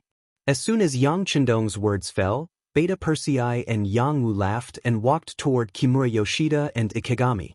With the two's martial arts, they could easily injure their internal organs, but they would never let others see any injuries on the surface. It hurts. It hurts. Soon, Kimura Yoshida and Ikegami's painful howls came from the basement. In front of Beta Persei and Yang Wu, the two's so-called self-esteem was trampled on. It didn't take long for them to urinate and defecate, and the smell of filth filled the basement. Yang Chendong gently covered his mouth and nose, turned around and walked up and said, "Treat them well. When they confess, report to this young master." Junko followed Yang Chendong to the ground, but at this time, she was a little distracted. Obviously, she didn't believe that Japan would send troops to invade the great Ming dynasty.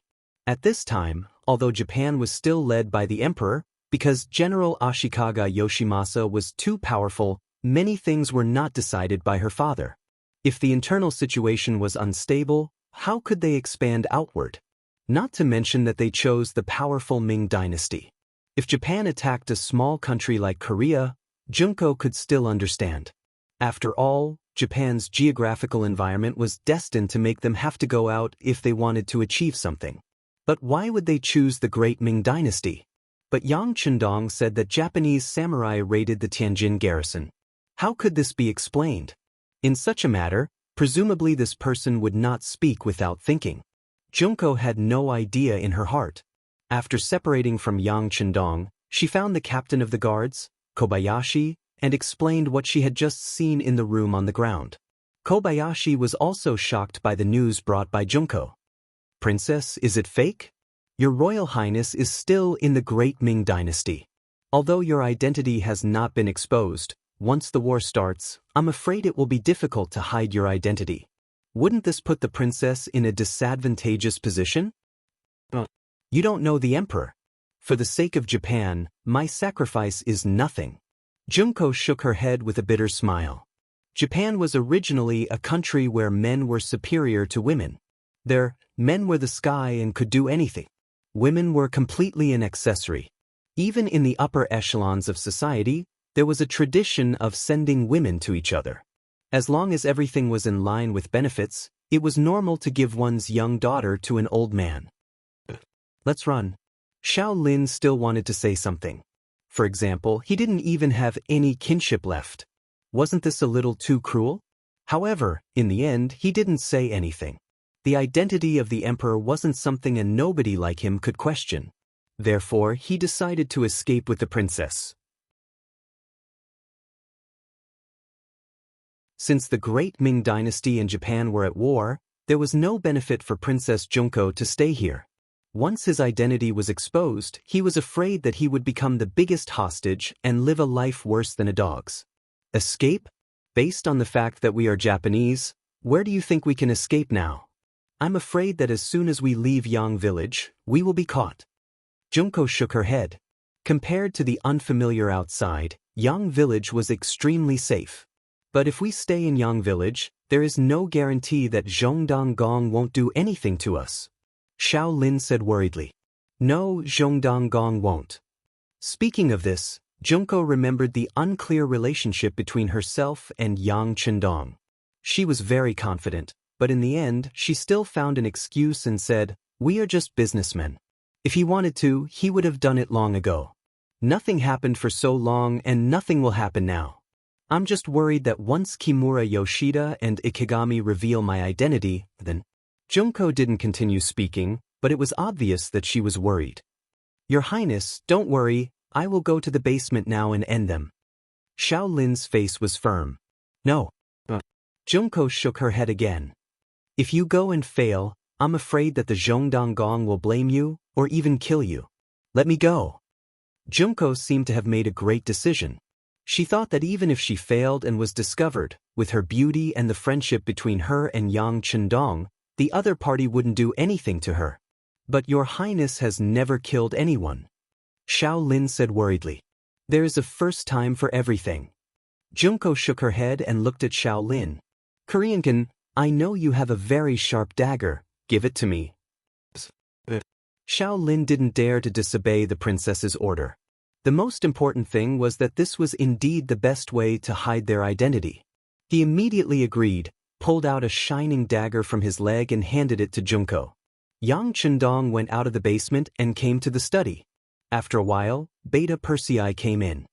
Young master, Miss Junko went to the basement. Oh? She didn't discover you? Yang Chendong said without the slightest surprise, as if everything was within his calculations.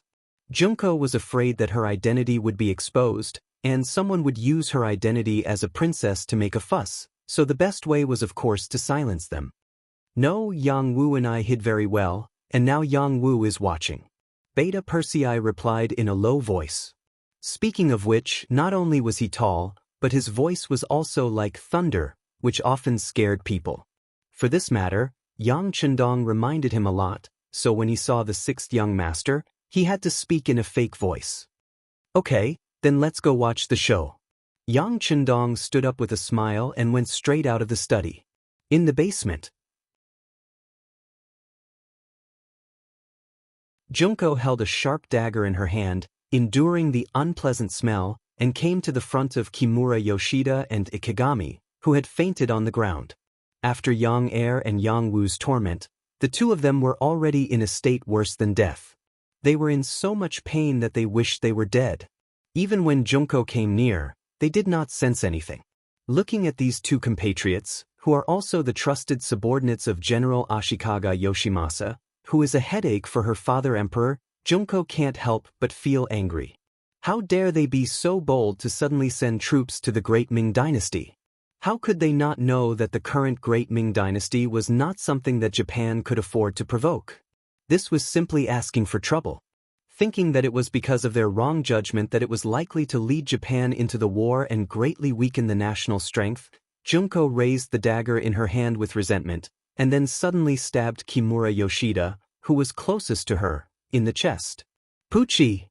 After the dagger entered the body, there was only a muffled sound, and Kimura Yoshida died and went to see the emperor. After killing one person, Junko seemed to be interested and forgot her fear. She raised the dagger and stabbed the heart of the other guard, Ikegami. Puchi Puchi! As if she was afraid that she would not be able to kill the other party, under her anger, she continuously stabbed the other party several times. In the end, she killed the two of them until they could no longer kill each other. Blood also sprayed onto her face and clothes, but she did not seem to care about it. Until she confirmed that the two people were dead, she dragged her tired body and walked out of the underground room. Furthermore, all of this had happened without anyone stopping him. It was as if it had happened without anyone knowing. But Junko didn't know that there was a very hidden room on the side of the basement. There seemed to be an earthen wall, but in fact, it was just a disguise. There was a double-sided transparent glass that was taller than it would be a few hundred years later. From there, one could clearly see everything that was happening in the basement. Looking from the inside to the outside, there was nothing unusual. Did you record it? Yang Chendong looked at Beta Persei, who was fiddling with the camera for the first time. Young master, it's all recorded. According to your request, I also recorded a few close-ups to clearly record the scene of Junko killing the two Japanese envoys. Beta Persei said as if he was showing off. Very good, arrange for someone to send it to Commander Gao Xiong, and then let him arrange for someone to send it to Japan. Remember, you must personally send it to Ashikaga Yoshimasa. Yang Chendong said with confidence. He never had any good impression of Japan. It was only a matter of time before he dealt with them. And before that, in order to achieve his goal more easily, internal strife was one of the best ways. He believed that with this solid evidence, Ashikaga Yoshimasa could use it to attack the emperor, and Japan's internal strife was already a fact. At that time, it would be impossible for Junko not to stand on his side. Speaking of which, after knowing Junko's identity, Yang Chendong had always had a plan. And step by step, it was carried out smoothly, until now it finally paid off. With this video as evidence, he didn't have to worry about Japan's internal strife. At that time, his opportunity would come, and he could even send troops to Japan on the grounds of supporting Junko's restoration. At that time, it wouldn't be difficult to occupy the entire Japan and make it return to its ancestral land. Junko didn't know these things. On the contrary, after killing people, she thought that no one would find her. After returning to her room, she quickly changed into a clean set of clothes and went to the academy. She really did what she should do. There were no side effects or discomfort after killing people for the first time. Yang Chendong also acted as if nothing had happened.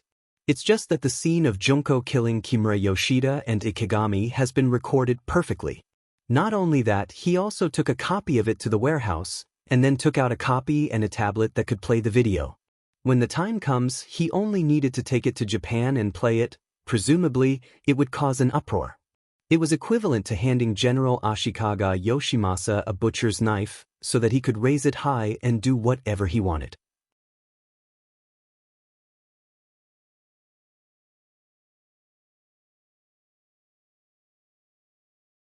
Chapter 288. Because the Japanese samurai suddenly attacked the port of Tianjin, Yang Chendong's so-called crime of disobeying the imperial edict was not pursued. Since they had already made their move, there was no point in asking the Duke of Loyalty to make any more promises. The Yang village quieted down. Yang Chendong was his own teacher at the Yang Academy. From time to time, he would interact with the students and discuss some problems that people could not solve at that time. When he returned to the inner courtyard of the Yang village, he interacted with the several madams, thinking of ways to create the next generation. In contrast to Yang Chendong's leisure, the commander-in-chief in the capital, Shi Heng, was so busy that his feet did not touch the ground. The emperor only gave him 3 days to gather 50,000 soldiers and send them to Tianjin. However, most of these soldiers had not undergone systematic training. Most of them came to the military camp on the basis of their hot-bloodedness. Many of them were even influenced by Yang Chendong and joined the army. However, it would be very difficult for these people to win a battle. After Shi Heng returned to the army, he issued the order to prepare for war and allowed everyone to take the initiative to sign up. The result of this action could be said to be the result of breaking his heart.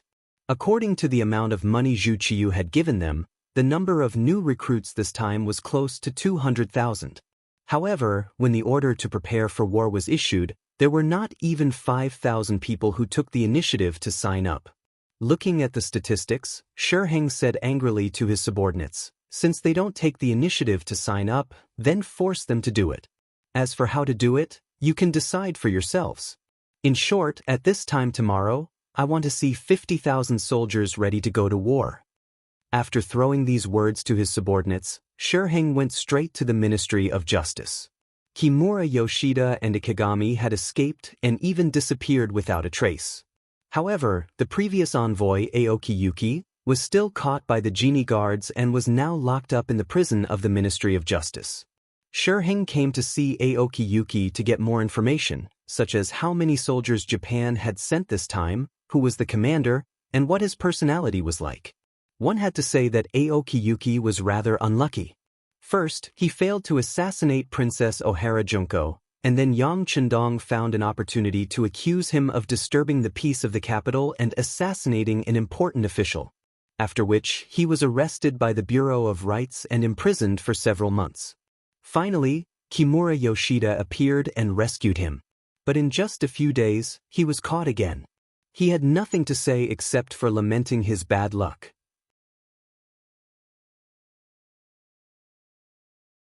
Not only did he accept his fate, But he also didn't know what to say when faced with the torture tools of the Ministry of Justice. He really didn't know anything about the sudden appearance of the Japanese army in Tianjin, or how many people had come, or who the general was. Faced with all kinds of torture instruments that he could not name, although he was extremely afraid, he still did not say the answer that Shiheng wanted in the end. It seems that he really doesn't know. Shiheng personally saw the scene of Aoki Yuki being tortured. Aoki Yuki only shouted that he was wronged and fainted twice, but he still didn't say anything valuable. He couldn't help shaking his head angrily and said, "Forget it. Since that's the case, it's useless to keep this person alive. Just kill him and let the army use him as a sacrifice." Normally, when two countries go to war, envoys are not to be killed. However, Japan went to war without declaring war, and Aoki Yuki did not appear as a true envoy, so even if he was killed, it would still be reasonable. Just after Shiheng said this, Aoki Yuki, who was still a little dizzy, suddenly shouted loudly, "No! You can't kill me! I know that an important person of our Japanese royal family is in the capital of the great Ming dynasty. I know it. But is there such a thing?" Originally, Qin Haodong didn't expect to scare him. He just wanted to kill him to boost the morale of the army. He didn't expect that he would force out such a big news. Thinking that if he could find this important member of the royal family, he could not only learn more about the movements of the Japanese army, but also make the enemy hesitate to attack.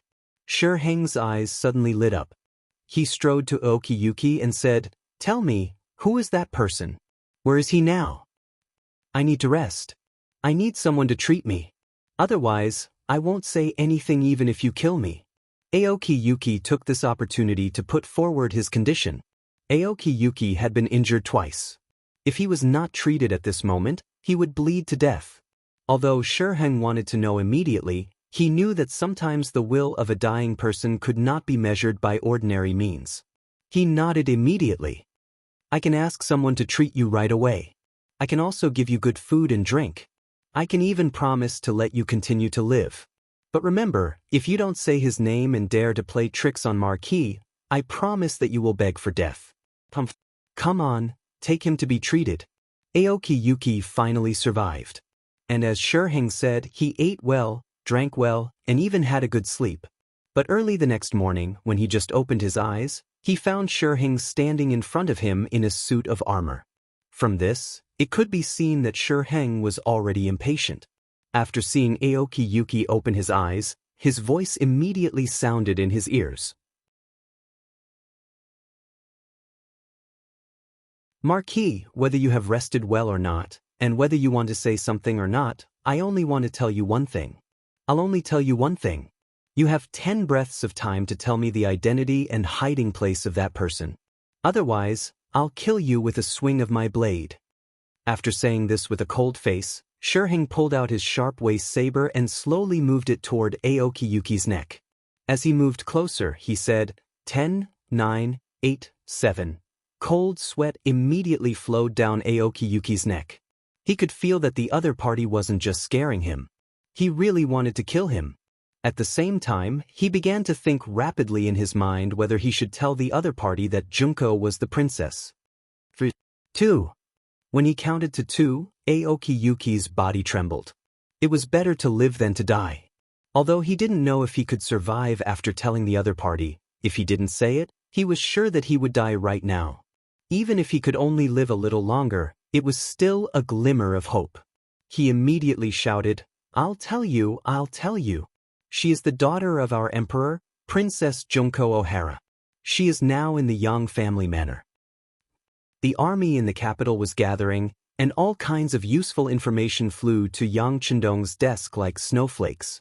Yang Chendong shook his head when he saw that the 50,000 soldiers had already been selected. Most of them were poor soldiers who couldn't afford to send money to the Baihu and Qianhu because they didn't have the money or power to send them to the front lines. When two armies fought, no matter how good the timing, location, and people were, there was one thing that was more important, and that was the morale of the soldiers. If one didn't have this, no matter how many soldiers they had, they were likely to lose the battle. Fortunately, the opponent this time wasn't the real Japanese army, but the Yang family navy led by Gao Xiong. They must be anxious because of the lack of manpower, and these 50,000 soldiers were sent to their doorstep. Of course, they wouldn't reject them. Pass this information to Commander Gao. At the same time, tell him to capture as many prisoners as possible. These people don't have any complicated backgrounds, and they are all useful people. Yang Chendong said to Tiger's Mane, and then handed over a stack of information. Hee, young master, this time Commander Gao will be very happy. Tiger's Mane thought that if they could capture these able-bodied men, it would greatly alleviate the problem of the lack of young men in Chichen City. He couldn't help but smile and say, yes, he will be happy for a while. Yang Chendong also nodded with a smile on his face. Since they were forced to be selected, then those who had a little bit of background, and even those who were rich, wouldn't be included. This time, Shiheng did a good thing and gave him so many good soldiers. Just as he thought of Shiheng's name, Yang Wu's voice came from outside the study room. Young master, there is a large group of people outside the manor. It seems like there are soldiers, imperial guards, and some eunuchs. Yang Chendong, who suddenly heard the news, showed a puzzled expression in an instant. Now that the war was imminent, no one should care about him, but why did so many people come? If they were looking for trouble, then it didn't make sense. In front of an external enemy, the most taboo thing was internal instability. Who had the guts to look for trouble at this time? Young master, I will immediately send people to be on alert. Hearing that so many people came uninvited, Tiger's Man's body was overflowing with murderous intent. Appropriate precautions will be enough. They don't have the guts to look for trouble with young master. Yang Chendong shook his head decisively. If someone really wanted to do something bad to him, they would definitely not choose this time. Anyone with a little brain should know that this was not the time for internal strife. When Yang Chendong heard the news, Shiheng from the outer court of Yang Manor had already arrived with a large group of people. Okiyuki actually said that the daughter of the Emperor of Japan, Her Royal Highness, was in Yang Manor. This news made him excited and worried. He was excited because if the news was true, he could get more information about the enemy by capturing the princess. At the same time, he could use this to threaten the enemy not to act rashly. He was worried because this matter involved Yang Manor, which meant that it was related to the Duke of Loyalty. If the news was wrong and Aokiyuki was talking nonsense, then he would become a gun in the hands of others. What a stupid thing to do. Shiheng was very smart. Not only did he have his own methods to lead troops to war, but he also had his own set of standards in dealing with people. At least he knew who he could deal with, who he could offend, and who he shouldn't.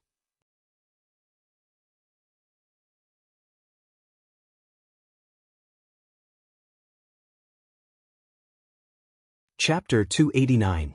In his mind, Yang Chendong was one of those people that he couldn't afford to provoke, perhaps even the most important one. This was because this young man had achieved success at a young age, had a straightforward temper, and possessed considerable strength. If he were to offend him, it would truly be troublesome.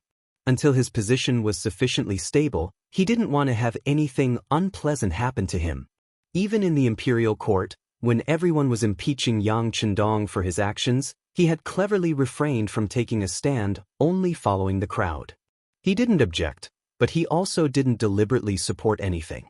But this time, the matter that Aokiyuki had brought up was far too important, so important that he would rather offend Yang Chendong than take the risk. Thus, he had come just so that he wouldn't push things too far.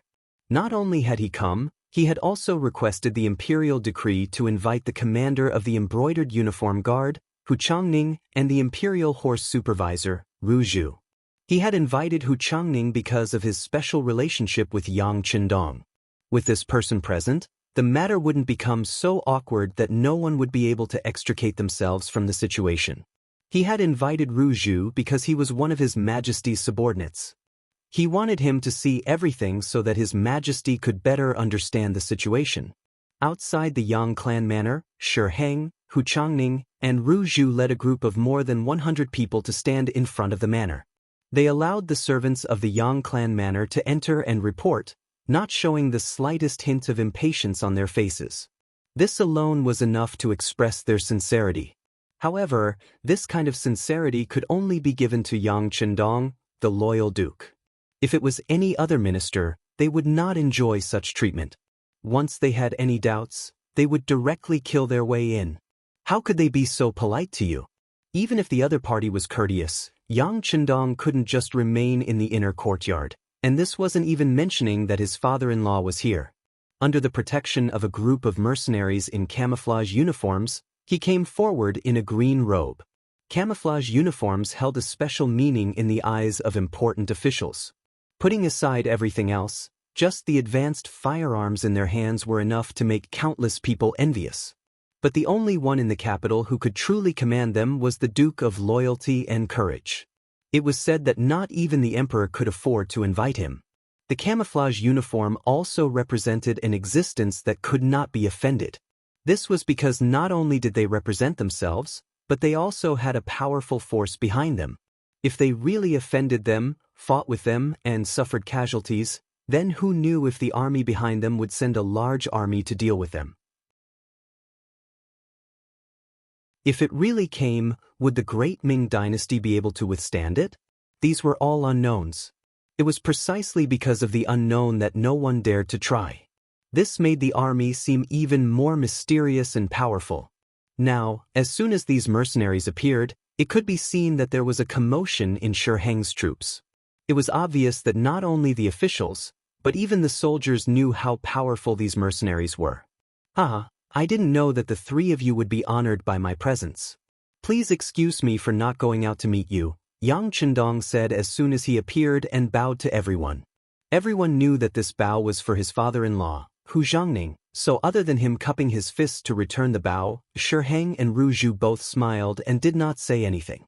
After the salute, Yang Chendong still had a full smile on his face, but when he spoke, his confidence was obviously a bit stronger. But I don't know why you came to my Yang family village and made such a big scene. What's the matter? Doubts always needed someone to solve them. When Shi Heng and Ru Zhu's eyes fell on Hu Zhangning, although he was unwilling, he could only open his mouth and say, Duke of Loyalty and Courage, the matter is like this. The former Japanese envoy Aoki Yuki pointed out that there is a very important person in Japan in our great Ming dynasty, and he is in the Yang village. This time, we came to take this person away. As soon as Hu Zhangning's words fell, Yang Chendong's eyebrows slightly furrowed at first, but then they quickly relaxed. He finally knew the purpose of the other party's visit. It seemed that the fact that Junko was the princess of Japan had been exposed. Yang Chendong had already mentally prepared for this. After all, the fact that Junko was the princess of Japan was not a secret. In addition, she was originally beautiful and was cultivated as a seed by the Emperor of Japan. There were too many people who knew her. It was too difficult for such a famous person to not be known by others. Fortunately, this person's value had been used when he killed Kimura Yoshida and Aikishang yesterday. It was not a waste to keep him around for so long. But there were more important things that required Junko's cooperation in the future. How could he just hand her over like this? Not to mention, what kind of place was the Yang village? How could they allow others to take people away just like that? He was a little unwilling in his heart, but since his father-in-law said so, it was absolutely impossible to drive him away directly. He still had to give face. When he looked at his father-in-law, his eyes were full of smiles. So that's how it is. In that case, let's arrange for Junko to come here. Tiger's Mane, go and bring her out. Yes, young master. Tiger's Mane nodded and turned to leave. His mind was full of the look that Yang Chendong gave him, as if to remind him of something. When he considered that the young master treated Junko differently, he made a decision. That was to tell Junko everything, at least let her be mentally prepared first. As for whether she was the princess of Japan or not, it was not a problem that he needed to consider at all. Tiger's Mane left to find Junko, and Yang Chendong waved his hand. Yang Wu and the others immediately placed a large table here, and someone served tea and 4 stools, as if they were here to entertain guests. On the surface, Yang Chendong seemed to welcome the arrival of Hu Zhangning and the others, but the way he treated them outside the door fully expressed the displeasure in his heart. Since they had come uninvited, then there was no need for them to enter the manor. They could just stay here. As long as they could hand over Junko, it didn't matter to Shurheng and the others whether they entered the village or not. Yang Chendong's past experience taught them that it was best not to provoke him unless they felt that they were strong enough. Otherwise, it was better to avoid him. Even if there were some things that couldn't be avoided, it was best not to enter the village. The three of them sat at the temporary table without the slightest bit of displeasure. They drank their tea in satisfaction and were even able to reveal the scene of them chatting and laughing. Yang Chendong's face had been maintaining a formulaic smile, but the more it was like this, the more no one dared to look down on him. Even Shurheng secretly observed him several times. He found that the more contact he had with this person, the more he couldn't see what this person was thinking. It had already been proven that this kind of person was the most terrifying. He couldn't help but think that if Hu Zhangning didn't come with him today, it would be impossible to make him hand over Junko. He couldn't help but feel lucky that he had found such a good helper. In the Yang Family Academy, Junko, who was still in class, was called out by Tiger's Mane. She opened her beautiful eyes, blinking and looking very puzzled, but her heart was like a drum being beaten by a heavy hammer, completely not as calm as she looked on the surface. Kimura Yoshida and Ikigami were dead, killed by her. Although there was no movement afterward, Junko had always been worried about being suspected. After all, she was the person who went to the basement and knew the existence of these two people. She didn't know whether Yang Chendong had told others who was in the basement. If he did, it would be better, at least everyone would be suspected. However, if he was the only one who was told, then there was really no way to escape from it. Junko looked innocent. Tiger's Mane had to say something, because this was originally the young master's hint. "Miss Junko, please come with me. There are many people outside the village, saying that they are looking for you, and that you have another identity."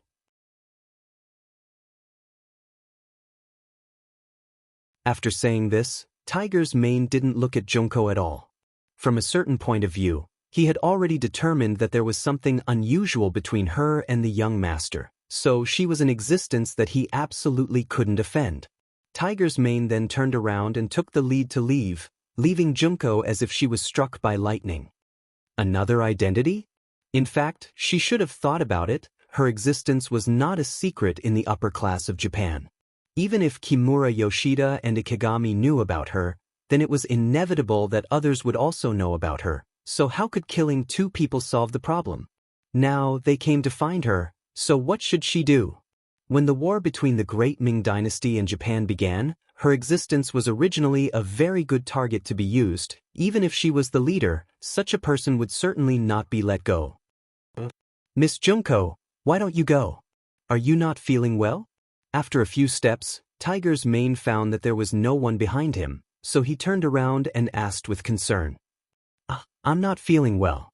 It seemed that she was reminded by Tiger's Mane, or maybe it was a targeted hint. Junko suddenly covered her stomach and said, "Oh, I don't know what's going on. My stomach hurts." "Hurts? Is it serious? I'll immediately find a doctor for you." Tiger's Mane's face was nervous, but his eyes were actually filled with appreciation. This woman was not stupid. At least she knew what was called a donkey going down a slope. Outside Yang village, after about the time it takes to burn a stick of incense, Tiger's Mane came out again. Shurheng and the others immediately noticed that when this person appeared, there was no one else around him. For a moment, they couldn't help but look at Yang Chendong doubtfully. Their eyes seemed to be questioning him. In this regard, Yang Chendong was too lazy to look at them. He still sat there and casually drank tea, completely ignoring the three people's 6 eyes. Hu Zhangning was his father-in-law. He would respect him, and he must respect him. But this did not mean that he had to unconditionally retreat in the face of anything. This time, allowing the 3 people to sit here and drink tea was already giving enough face, at least if they wanted to ask him for help. That was a fool's dream.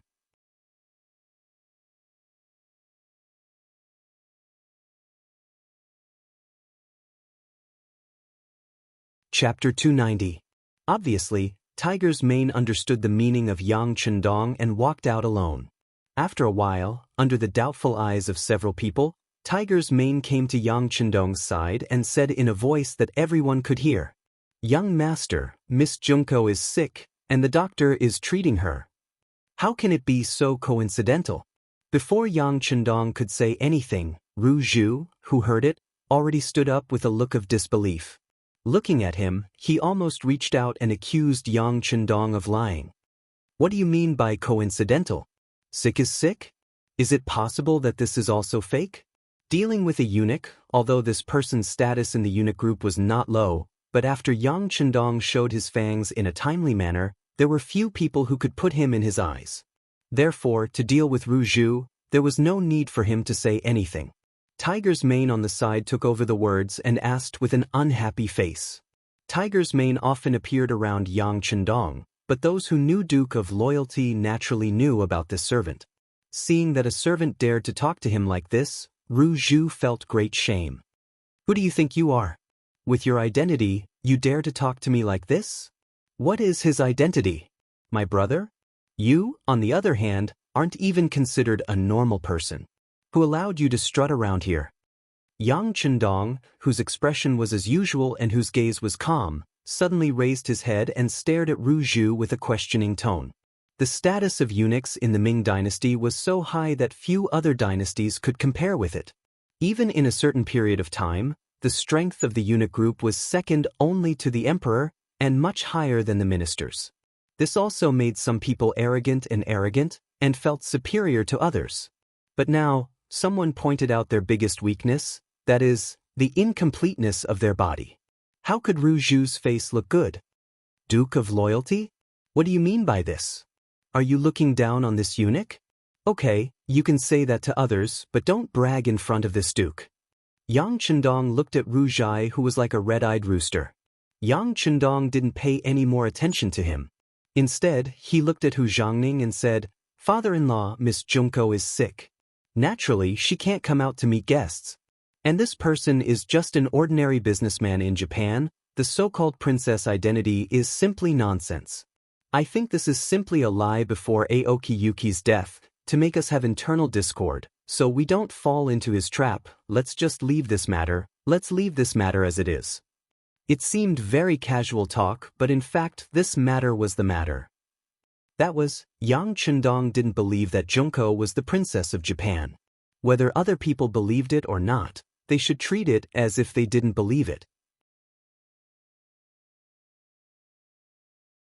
Okay, since Duke of Loyalty said so, this old man will naturally believe it. Hu Zhangning of course knew where to turn. This time, he came personally to give face to Shiheng. As for whether this matter would succeed or not, it was not something he should worry about. Hu Zhangning got up and looked like he was about to leave. Ru Zhu looked at the side and gritted his teeth. This was clearly Yang Chendong and Hu Zhangning in cahoots. He could only look at Shiheng and said, "Wooking Hao, you see, fine, since Duke of Loyalty is the guarantor, then Marquis will naturally believe it. Sorry to bother you this time." Shiheng was a smart person. After knowing that this matter was impossible, he immediately backed down. One was the famous Duke of Loyalty, the other was the eldest son of the minister of the Ministry of Rights who served several emperors. Which one of them was easy to deal with? Now, his main task was to prepare troops to support the Tianjin garrison. As long as this battle was won, it would establish his position and strength in the army. At that time, if there was a chance, he would have some strength to compete with Yang Chendong. So what if he backed down now? What's more, if this Miss Junko was really a princess of Japan, it would be a good thing to let her stay by Yang Chendong's side. She would be a cannon that would explode sooner or later. Shiheng had his own thoughts, so he went along with the conversation. Ru Zhu knew that it was impossible for him to get anything out of this. But today, he hit a wall here, so he remembered this grievance in his heart. One day he would definitely return it. At that time, he would let Yang Chendong know that a eunuch like him could not be offended. Everyone left. Originally, they wanted to take Junko away, but because Yang Chendong acted shamelessly, they did not even see her. It seemed that the thunder was big but the rain was small. But that was not the case. The words Shiheng said when he left were actually a trap set by the sixth young master. The words, Duke of Loyalty, had already damaged the relationship between Yang Chendong and Junko. If this person was really a princess of Japan, then he would have to bear all the consequences. This seemingly unintentional sentence was, in fact, a sharp blade was hidden in it. If it were someone else, they would naturally be worried at this moment, but in Yang Chendong's eyes, this was not a problem at all. The reason why Shiheng did not make things difficult for him now was that he wanted to wait until he was stronger. But he did not know that as time passed, the expansion of the Yang Xie's new army was much faster than the growth of the Ming dynasty's army. In other words, the longer the time passed, the bigger the gap between the two sides would be. At that time, how could Yang Chendong be afraid of Shiheng? Not to mention, there was already a chance to deal with him.